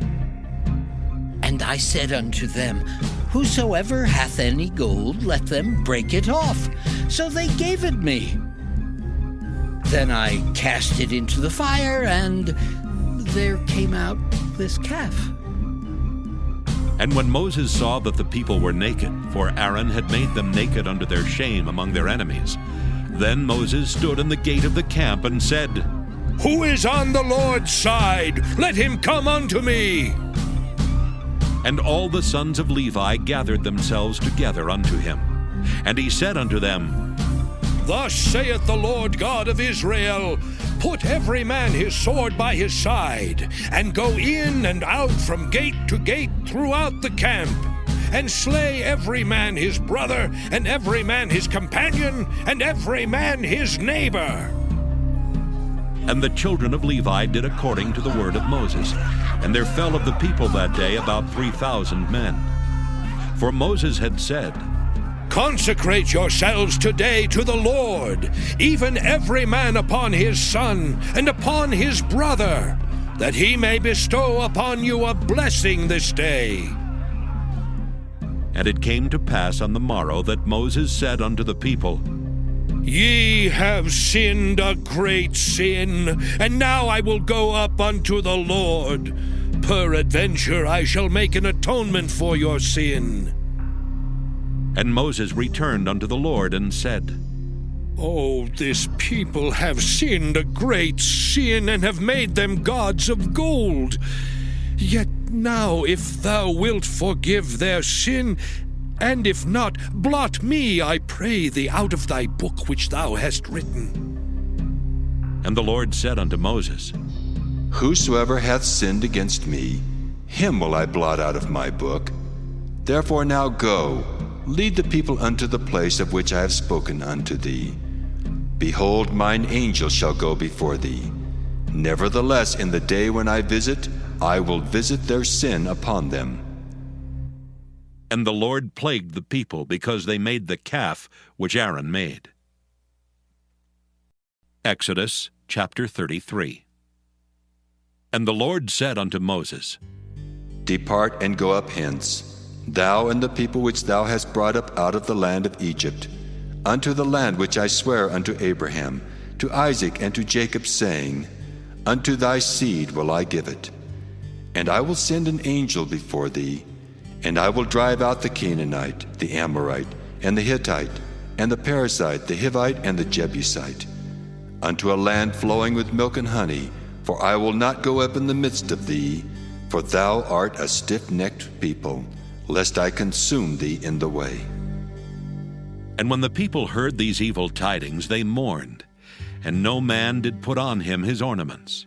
For the Lord had said unto Moses, Say unto the children of Israel, Ye are a stiff-necked people. I will come up into the midst of thee in a moment, and consume thee. Therefore now put off thine ornaments from thee, that I may know what to do unto thee. And the children of Israel stripped themselves of their ornaments by the Mount Horeb. And Moses took the tabernacle, and pitched it without the camp, afar off from the camp, and called it the tabernacle of the congregation.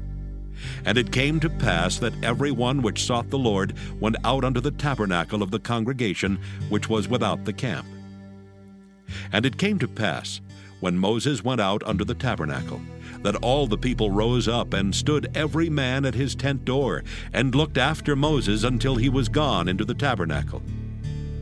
And it came to pass, as Moses entered into the tabernacle, the cloudy pillar descended, and stood at the door of the tabernacle. And the Lord talked with Moses. And all the people saw the cloudy pillar stand at the tabernacle door. And all the people rose up and worshipped, every man in his tent door. And the Lord spake unto Moses face to face, as a man speaketh unto his friend. And he turned again into the camp. But his servant Joshua, the son of Nun, a young man, departed not out of the tabernacle. And Moses said unto the Lord, See, thou sayest unto me, Bring up this people, and thou hast not let me know whom thou wilt send with me. Yet thou hast said, I know thee by name, and thou hast also found grace in my sight. Now therefore I pray thee, if I have found grace in thy sight, show me now thy way, that I may know thee, that I may find grace in thy sight, and consider that this nation is thy people. And he said, My presence shall go with thee, and I will give thee rest. And he said unto him, If thy presence go not with me, carry us not up hence. For wherein shall it be known here that I and thy people have found grace in thy sight? Is it not in that thou goest with us? So shall we be separated, I and thy people, from all the people that are upon the face of the earth. And the Lord said unto Moses, I will do this thing also that thou hast spoken, for thou hast found grace in my sight, and I know thee by name. And he said, I beseech thee, show me thy glory. And he said, I will make all my goodness pass before thee, and I will proclaim the name of the Lord before thee, and will be gracious to whom I will be gracious, and will show mercy on whom I will show mercy. And he said, Thou canst not see my face, for there shall no man see me and live. And the Lord said, Behold, there is a place by me, and thou shalt stand upon a rock. And it shall come to pass, while my glory passeth by, that I will put thee in a cleft of the rock, and will cover thee with my hand while I pass by. And I will take away mine hand, and thou shalt see my back parts, but my face shall not be seen. Exodus chapter 34. And the Lord said unto Moses, Hew thee 2 tables of stone like unto the first, and I will write upon these tables the words that were in the first tables which thou breakest. And be ready in the morning, and come up in the morning unto Mount Sinai, and present thyself there to me in the top of the mount. And no man shall come up with thee, neither let any man be seen throughout all the mount, neither let the flocks nor herds feed before that mount. And he hewed 2 tables of stone like unto the first. And Moses rose up early in the morning, and went up unto Mount Sinai, as the Lord had commanded him, and took in his hand the 2 tables of stone. And the Lord descended in the cloud, and stood with him there, and proclaimed the name of the Lord. And the Lord passed by before him, and proclaimed, The Lord God, merciful and gracious, long-suffering and abundant in goodness and truth, keeping mercy for thousands, forgiving iniquity and transgression and sin, and that will by no means clear the guilty, visiting the iniquity of the fathers upon the children and upon the children's children unto the third and to the fourth generation. And Moses made haste and bowed his head toward the earth and worshipped. And he said, If now I have found grace in thy sight, O Lord, let my Lord, I pray thee, go among us. For it is a stiff-necked people, and pardon our iniquity and our sin, and take us for thine inheritance. And he said, Behold, I make a covenant. Before all thy people I will do marvels such as have not been done in all the earth, nor in any nation. And all the people among which thou art shall see the work of the Lord. For it is a terrible thing that I will do with thee. Observe thou that which I command thee this day. Behold, I drive out before thee the Amorite, and the Canaanite, and the Hittite, and the Perizzite, and the Hivite, and the Jebusite. Take heed to thyself, lest thou make a covenant with the inhabitants of the land whither thou goest, lest it be for a snare in the midst of thee. But ye shall destroy their altars, break their images, and cut down their groves. For thou shalt worship no other God, for the Lord whose name is jealous is a jealous God. Lest thou make a covenant with the inhabitants of the land, and they go a-whoring after their gods, and do sacrifice unto their gods, and one call thee, and thou eat of his sacrifice. And thou take of their daughters unto thy sons, and their daughters go a-whoring after their gods, and make thy sons go a-whoring after their gods. Thou shalt make thee no molten gods. The feast of unleavened bread shalt thou keep.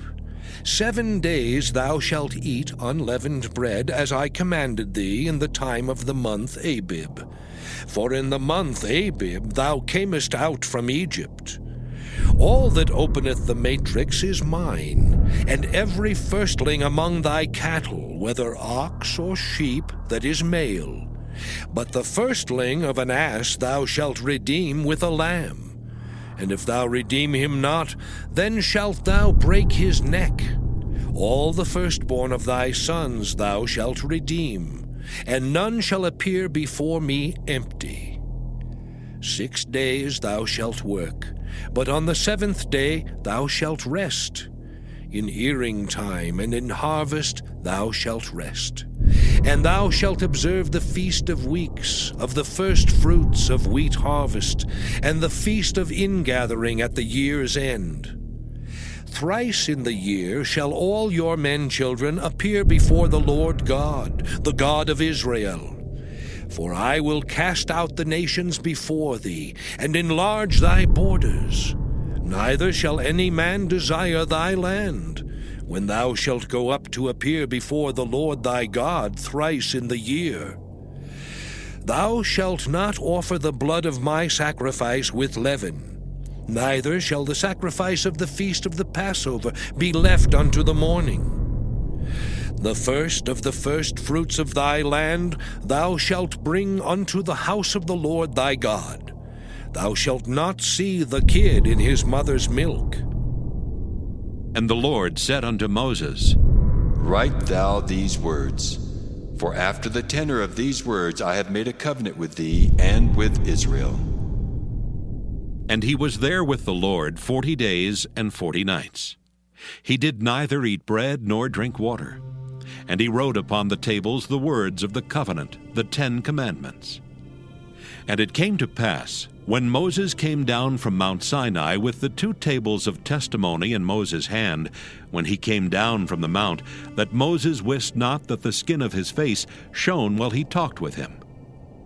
And when Aaron and all the children of Israel saw Moses, behold, the skin of his face shone, and they were afraid to come nigh him. And Moses called unto them, and Aaron and all the rulers of the congregation returned unto him, and Moses talked with them. And afterward all the children of Israel came nigh, and he gave them in commandment all that the Lord had spoken with him in Mount Sinai. Until Moses had done speaking with them, he put a veil on his face.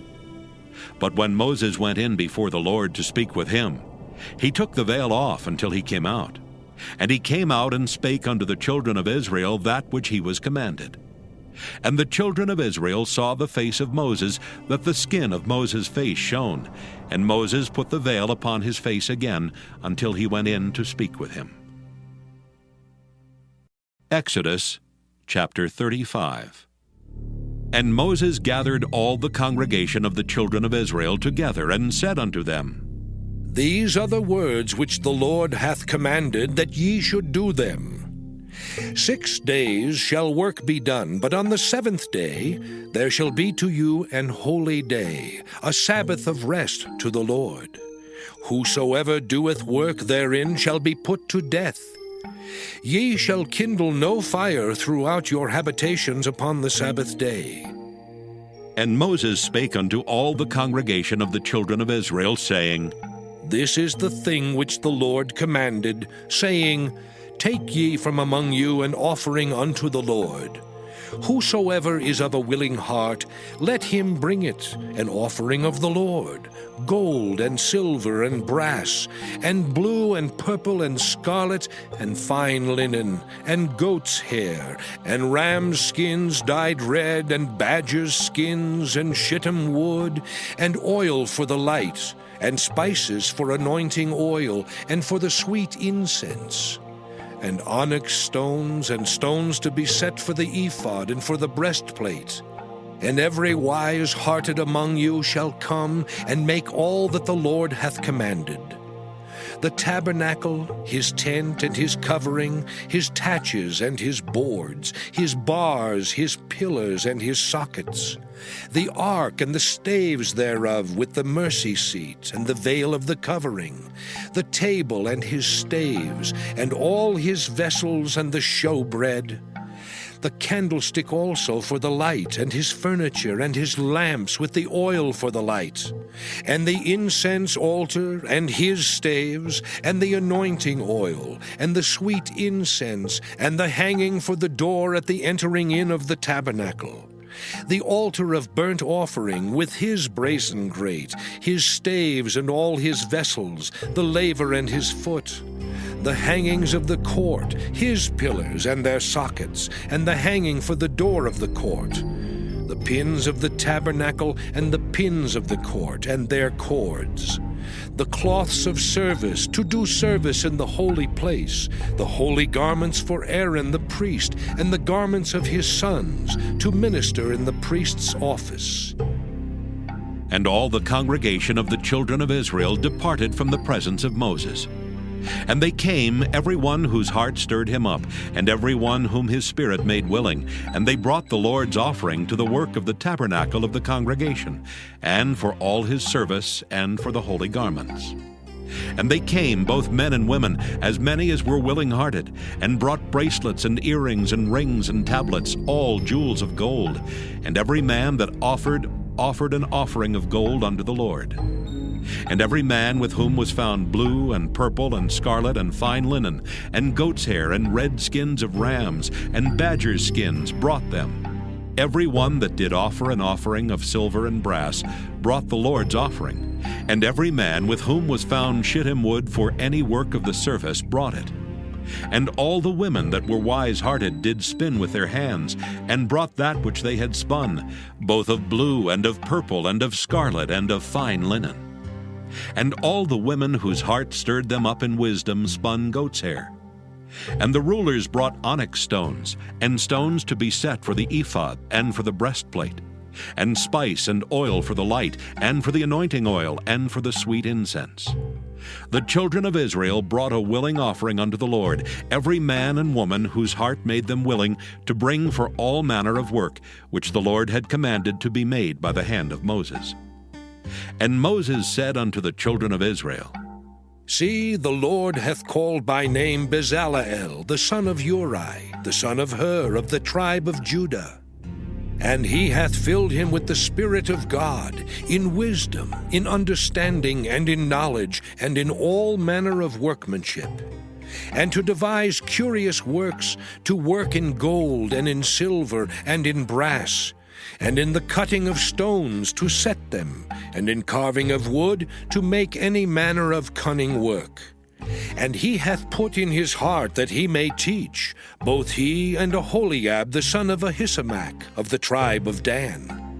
Them hath he filled with wisdom of heart, to work all manner of work, of the engraver, and of the cunning workman, and of the embroiderer, in blue and in purple, in scarlet and in fine linen, and of the weaver, even of them that do any work, and of those that devise cunning work. Exodus chapter 36. Then wrought Bezaleel and Aholiab, and every wise-hearted man in whom the Lord put wisdom and understanding, to know how to work all manner of work for the service of the sanctuary, according to all that the Lord had commanded. And Moses called Bezaleel and Aholiab, and every wise-hearted man, in whose heart the Lord had put wisdom, even every one whose heart stirred him up, to come unto the work to do it. And they received of Moses all the offering which the children of Israel had brought for the work of the service of the sanctuary, to make it withal. And they brought yet unto him free offerings every morning. And all the wise men that wrought all the work of the sanctuary came every man from his work which they made. And they spake unto Moses, saying, The people bring much more than enough for the service of the work which the Lord commanded to make. And Moses gave commandment, and they caused it to be proclaimed throughout the camp, saying, Let neither man nor woman make any more work for the offering of the sanctuary. So the people were restrained from bringing. For the stuff they had was sufficient for all the work to make it, and too much. And every wise-hearted man among them that wrought the work of the tabernacle made 10 curtains of fine twined linen, and blue and purple and scarlet. With cherubims of cunning work made he them. The length of one curtain was 28 cubits, and the breadth of one curtain 4 cubits. The curtains were all of one size. And he coupled the 5 curtains one unto another, and the other 5 curtains he coupled one unto another. And he made loops of blue on the edge of one curtain from the selvage in the coupling. Likewise he made in the uttermost side of another curtain in the coupling of the second. 50 loops made he in one curtain, and 50 loops made he in the edge of the curtain which was in the coupling of the second. The loops held one curtain to another. And he made 50 taches of gold, and coupled the curtains one unto another with the taches. So it became one tabernacle. And he made curtains of goat's hair for the tent over the tabernacle. 11 curtains he made them. The length of one curtain was 30 cubits, and 4 cubits was the breadth of one curtain. The 11 curtains were of one size. And he coupled 5 curtains by themselves, and 6 curtains by themselves. And he made 50 loops upon the uttermost edge of the curtain in the coupling, and 50 loops made he upon the edge of the curtain which coupleth the second. And he made 50 taches of brass to couple the tent together, that it might be one. And he made a covering for the tent of rams' skins dyed red, and a covering of badgers' skins above that. And he made boards for the tabernacle of shittim wood standing up. The length of a board was 10 cubits, and the breadth of a board 1 cubit and a half. One board had 2 tenons, equally distant from one another. Thus did he make for all the boards of the tabernacle. And he made boards for the tabernacle, 20 boards for the south side southward. And 40 sockets of silver he made under the 20 boards, 2 sockets under one board for his 2 tenons, and 2 sockets under another board for his 2 tenons. And for the other side of the tabernacle, which is toward the north corner, he made 20 boards, and there 40 sockets of silver, 2 sockets under one board, and 2 sockets under another board. And for the sides of the tabernacle westward he made 6 boards, and 2 boards made he for the corners of the tabernacle in the 2 sides. And they were coupled beneath and coupled together at the head thereof to one ring. Thus he did to both of them in both the corners. And there were 8 boards, and their sockets were 16 sockets of silver, under every board 2 sockets. And he made bars of shittim wood, 5 for the boards of the one side of the tabernacle, and 5 bars for the boards of the other side of the tabernacle, and 5 bars for the boards of the tabernacle for the sides westward. And he made the middle bar to shoot through the boards from the one end to the other. And he overlaid the boards with gold, and made their rings of gold to be places for the bars, and overlaid the bars with gold. And he made a veil of blue and purple and scarlet and fine twined linen. With cherubims made he it of cunning work. And he made thereunto 4 pillars of shittim wood, and overlaid them with gold. Their hooks were of gold, and he cast for them 4 sockets of silver. And he made an hanging for the tabernacle door of blue and purple and scarlet and fine twined linen of needlework. And the 5 pillars of it with their hooks, and he overlaid their chapiters and their fillets with gold. But their 5 sockets were of brass. Exodus chapter 37. And Bezaleel made the ark of shittim wood. 2 cubits and a half was the length of it, and 1 cubit and a half the breadth of it, and 1 cubit and a half the height of it.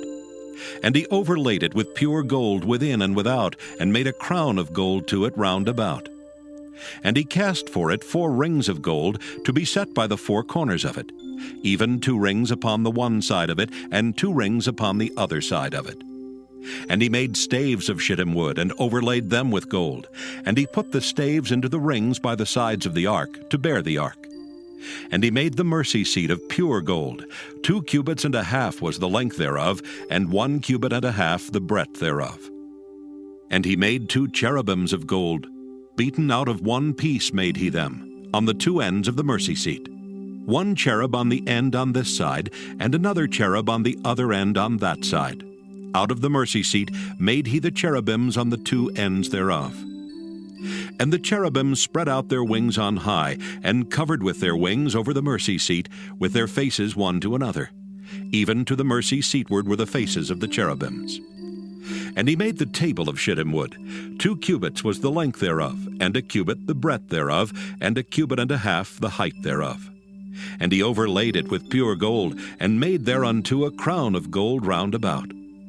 Also he made thereunto a border of an handbreadth round about, and made a crown of gold for the border thereof round about. And he cast for it 4 rings of gold, and put the rings upon the 4 corners that were in the 4 feet thereof. Over against the border were the rings, the places for the staves to bear the table. And he made the staves of shittim wood, and overlaid them with gold to bear the table. And he made the vessels which were upon the table, his dishes and his spoons and his bowls, and his covers to cover withal of pure gold. And he made the candlestick of pure gold. Of beaten work made he the candlestick. His shaft and his branch, his bowls, his knops and his flowers were of the same. And 6 branches going out of the sides thereof. 3 branches of the candlestick out of the one side thereof, and 3 branches of the candlestick out of the other side thereof. 3 bowls made after the fashion of almonds in one branch, a knop and a flower. And 3 bowls made like almonds in another branch, a knop and a flower. So throughout the 6 branches going out of the candlestick. And in the candlestick were 4 bowls made like almonds, his knops and his flowers. And a knop under 2 branches of the same, and a knop under 2 branches of the same, and a knop under 2 branches of the same, according to the 6 branches going out of it. Their knops and their branches were of the same, all of it was one beaten work of pure gold.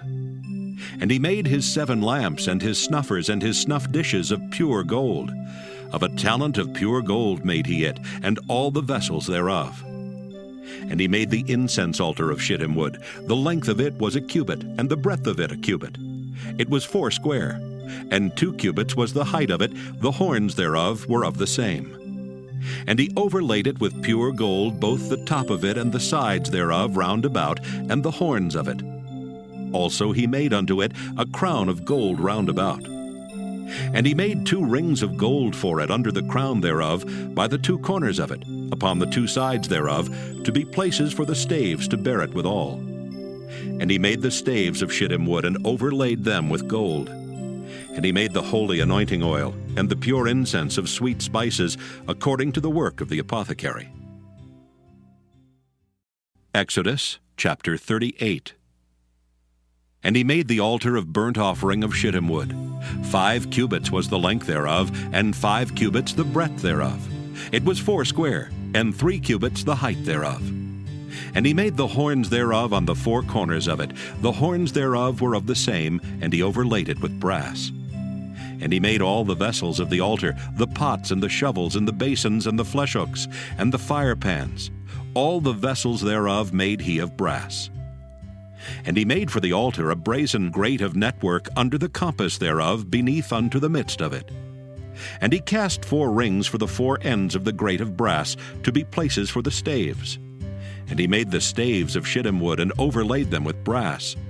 And he put the staves into the rings on the sides of the altar to bear it withal. He made the altar hollow with boards.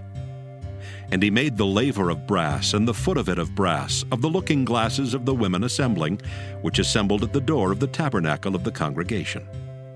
And he made the court. On the south side southward, the hangings of the court were of fine twined linen, 100 cubits. Their pillars were 20, and their brazen sockets 20. The hooks of the pillars and their fillets were of silver. And for the north side, the hangings were 100 cubits. Their pillars were 20, and their sockets of brass 20. The hooks of the pillars and their fillets of silver. And for the west side were hangings of 50 cubits. Their pillars 10, and their sockets 10. The hooks of the pillars and their fillets of silver. And for the east side eastward 50 cubits. The hangings of the one side of the gate were 15 cubits, their pillars 3, and their sockets 3. And for the other side of the court gate, on this hand and that hand, were hangings of 15 cubits, their pillars 3, and their sockets 3. All the hangings of the court round about were of fine twined linen. And the sockets for the pillars were of brass, the hooks of the pillars and their fillets of silver, and the overlaying of their chapiters of silver. And all the pillars of the court were filleted with silver. And the hanging for the gate of the court was needlework of blue and purple and scarlet, and fine twined linen.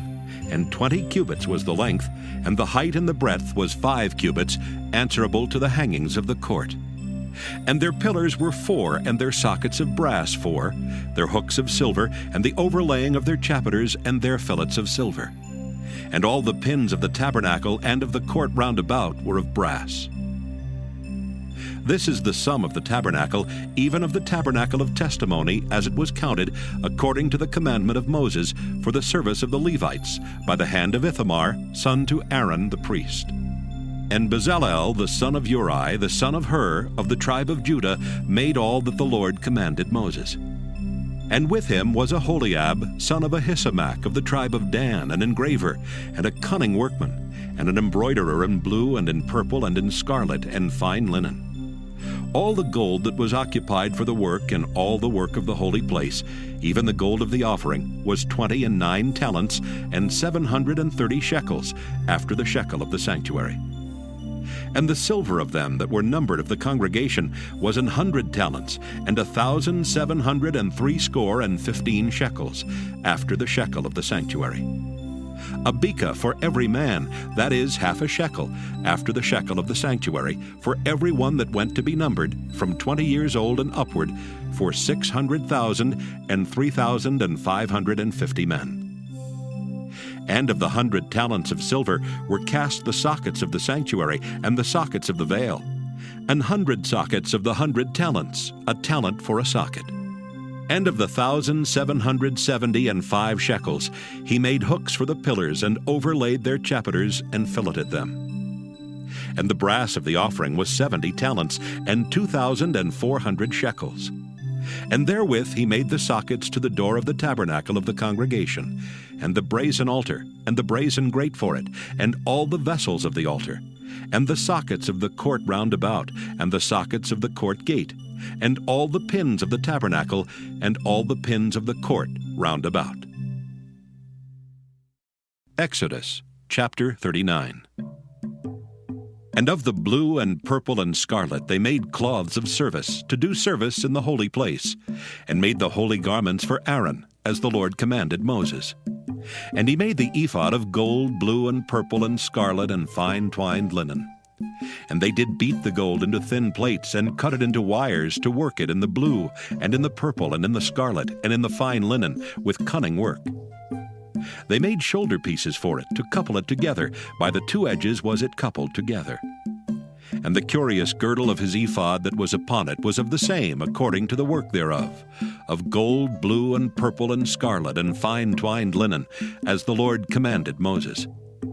And they wrought onyx stones enclosed in ouches of gold, graven, as signets are graven, with the names of the children of Israel. And he put them on the shoulders of the ephod, that they should be stones for a memorial to the children of Israel, as the Lord commanded Moses. And he made the breastplate of cunning work, like the work of the ephod, of gold, blue, and purple, and scarlet, and fine twined linen. It was 4 square. They made the breastplate double. A span was the length thereof, and a span the breadth thereof, being doubled. And they set in it 4 rows of stones. The first row was a sardius, a topaz, and a carbuncle. This was the first row.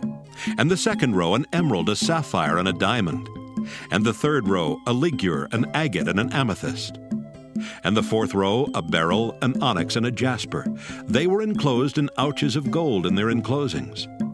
And the stones were according to the names of the children of Israel, 12, according to their names, like the engravings of a signet, every one with his name according to the 12 tribes. And they made upon the breastplate chains at the ends of wreathen work of pure gold. And they made 2 ouches of gold and 2 gold rings, and put the 2 rings in the 2 ends of the breastplate. And they put the 2 wreathen chains of gold and the 2 rings on the ends of the breastplate. And the 2 ends of the 2 wreathen chains they fastened in the 2 ouches, and put them on the shoulder pieces of the ephod before it.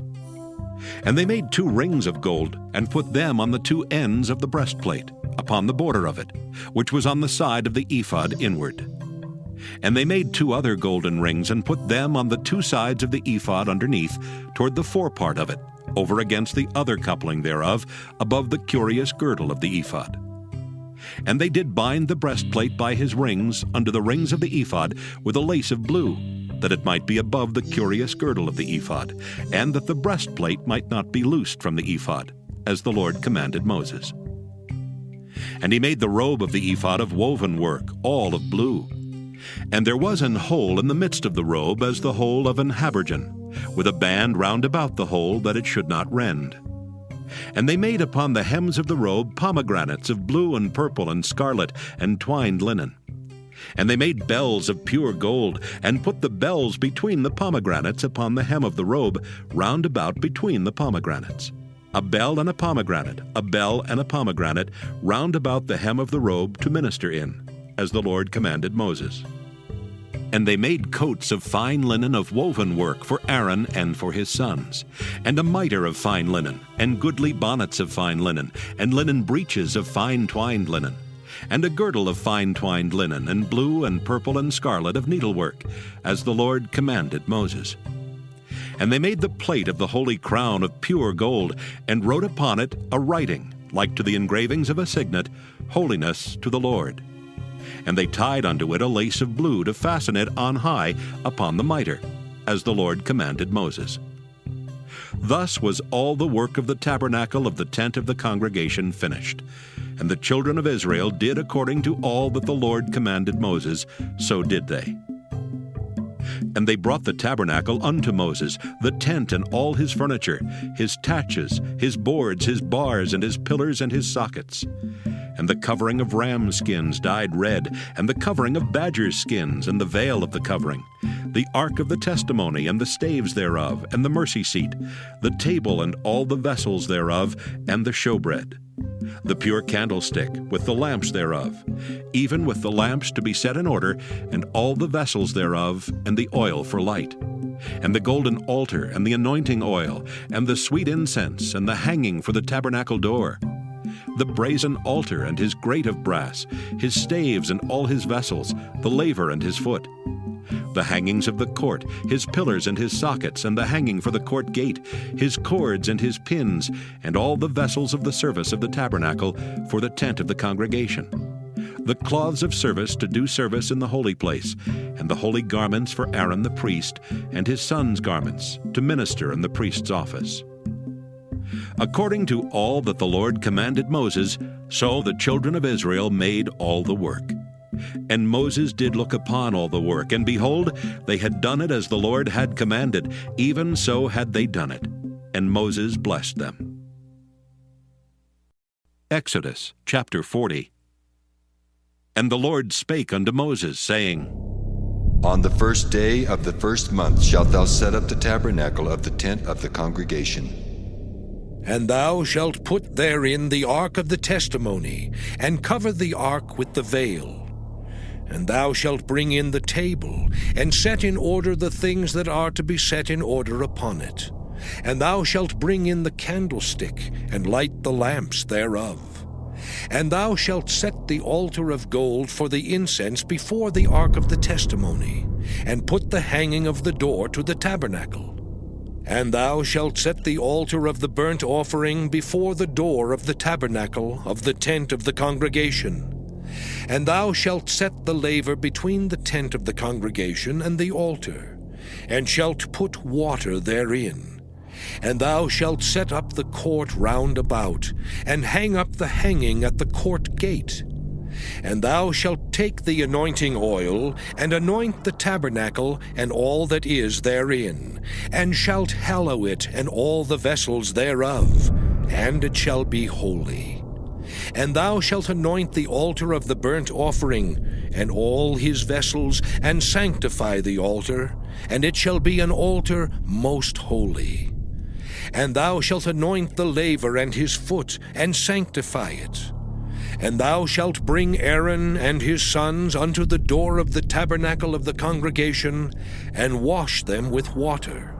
And thou shalt put upon Aaron the holy garments, and anoint him, and sanctify him, that he may minister unto me in the priest's office.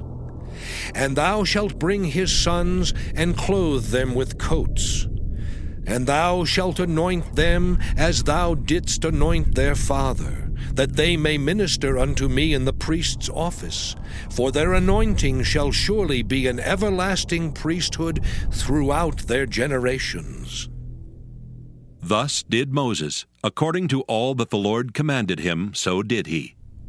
And it came to pass in the first month in the second year, on the first day of the month, that the tabernacle was reared up. And Moses reared up the tabernacle, and fastened his sockets, and set up the boards thereof, and put in the bars thereof, and reared up his pillars. And he spread abroad the tent over the tabernacle, and put the covering of the tent above upon it, as the Lord commanded Moses. And he took and put the testimony into the ark, and set the staves on the ark, and put the mercy seat above upon the ark. And he brought the ark into the tabernacle, and set up the veil of the covering, and covered the ark of the testimony, as the Lord commanded Moses. And he put the table in the tent of the congregation upon the side of the tabernacle northward without the veil. And he set the bread in order upon it before the Lord, as the Lord had commanded Moses. And he put the candlestick in the tent of the congregation over against the table on the side of the tabernacle southward. And he lighted the lamps before the Lord, as the Lord commanded Moses. And he put the golden altar in the tent of the congregation before the veil. And he burnt sweet incense thereon, as the Lord commanded Moses. And he set up the hanging at the door of the tabernacle.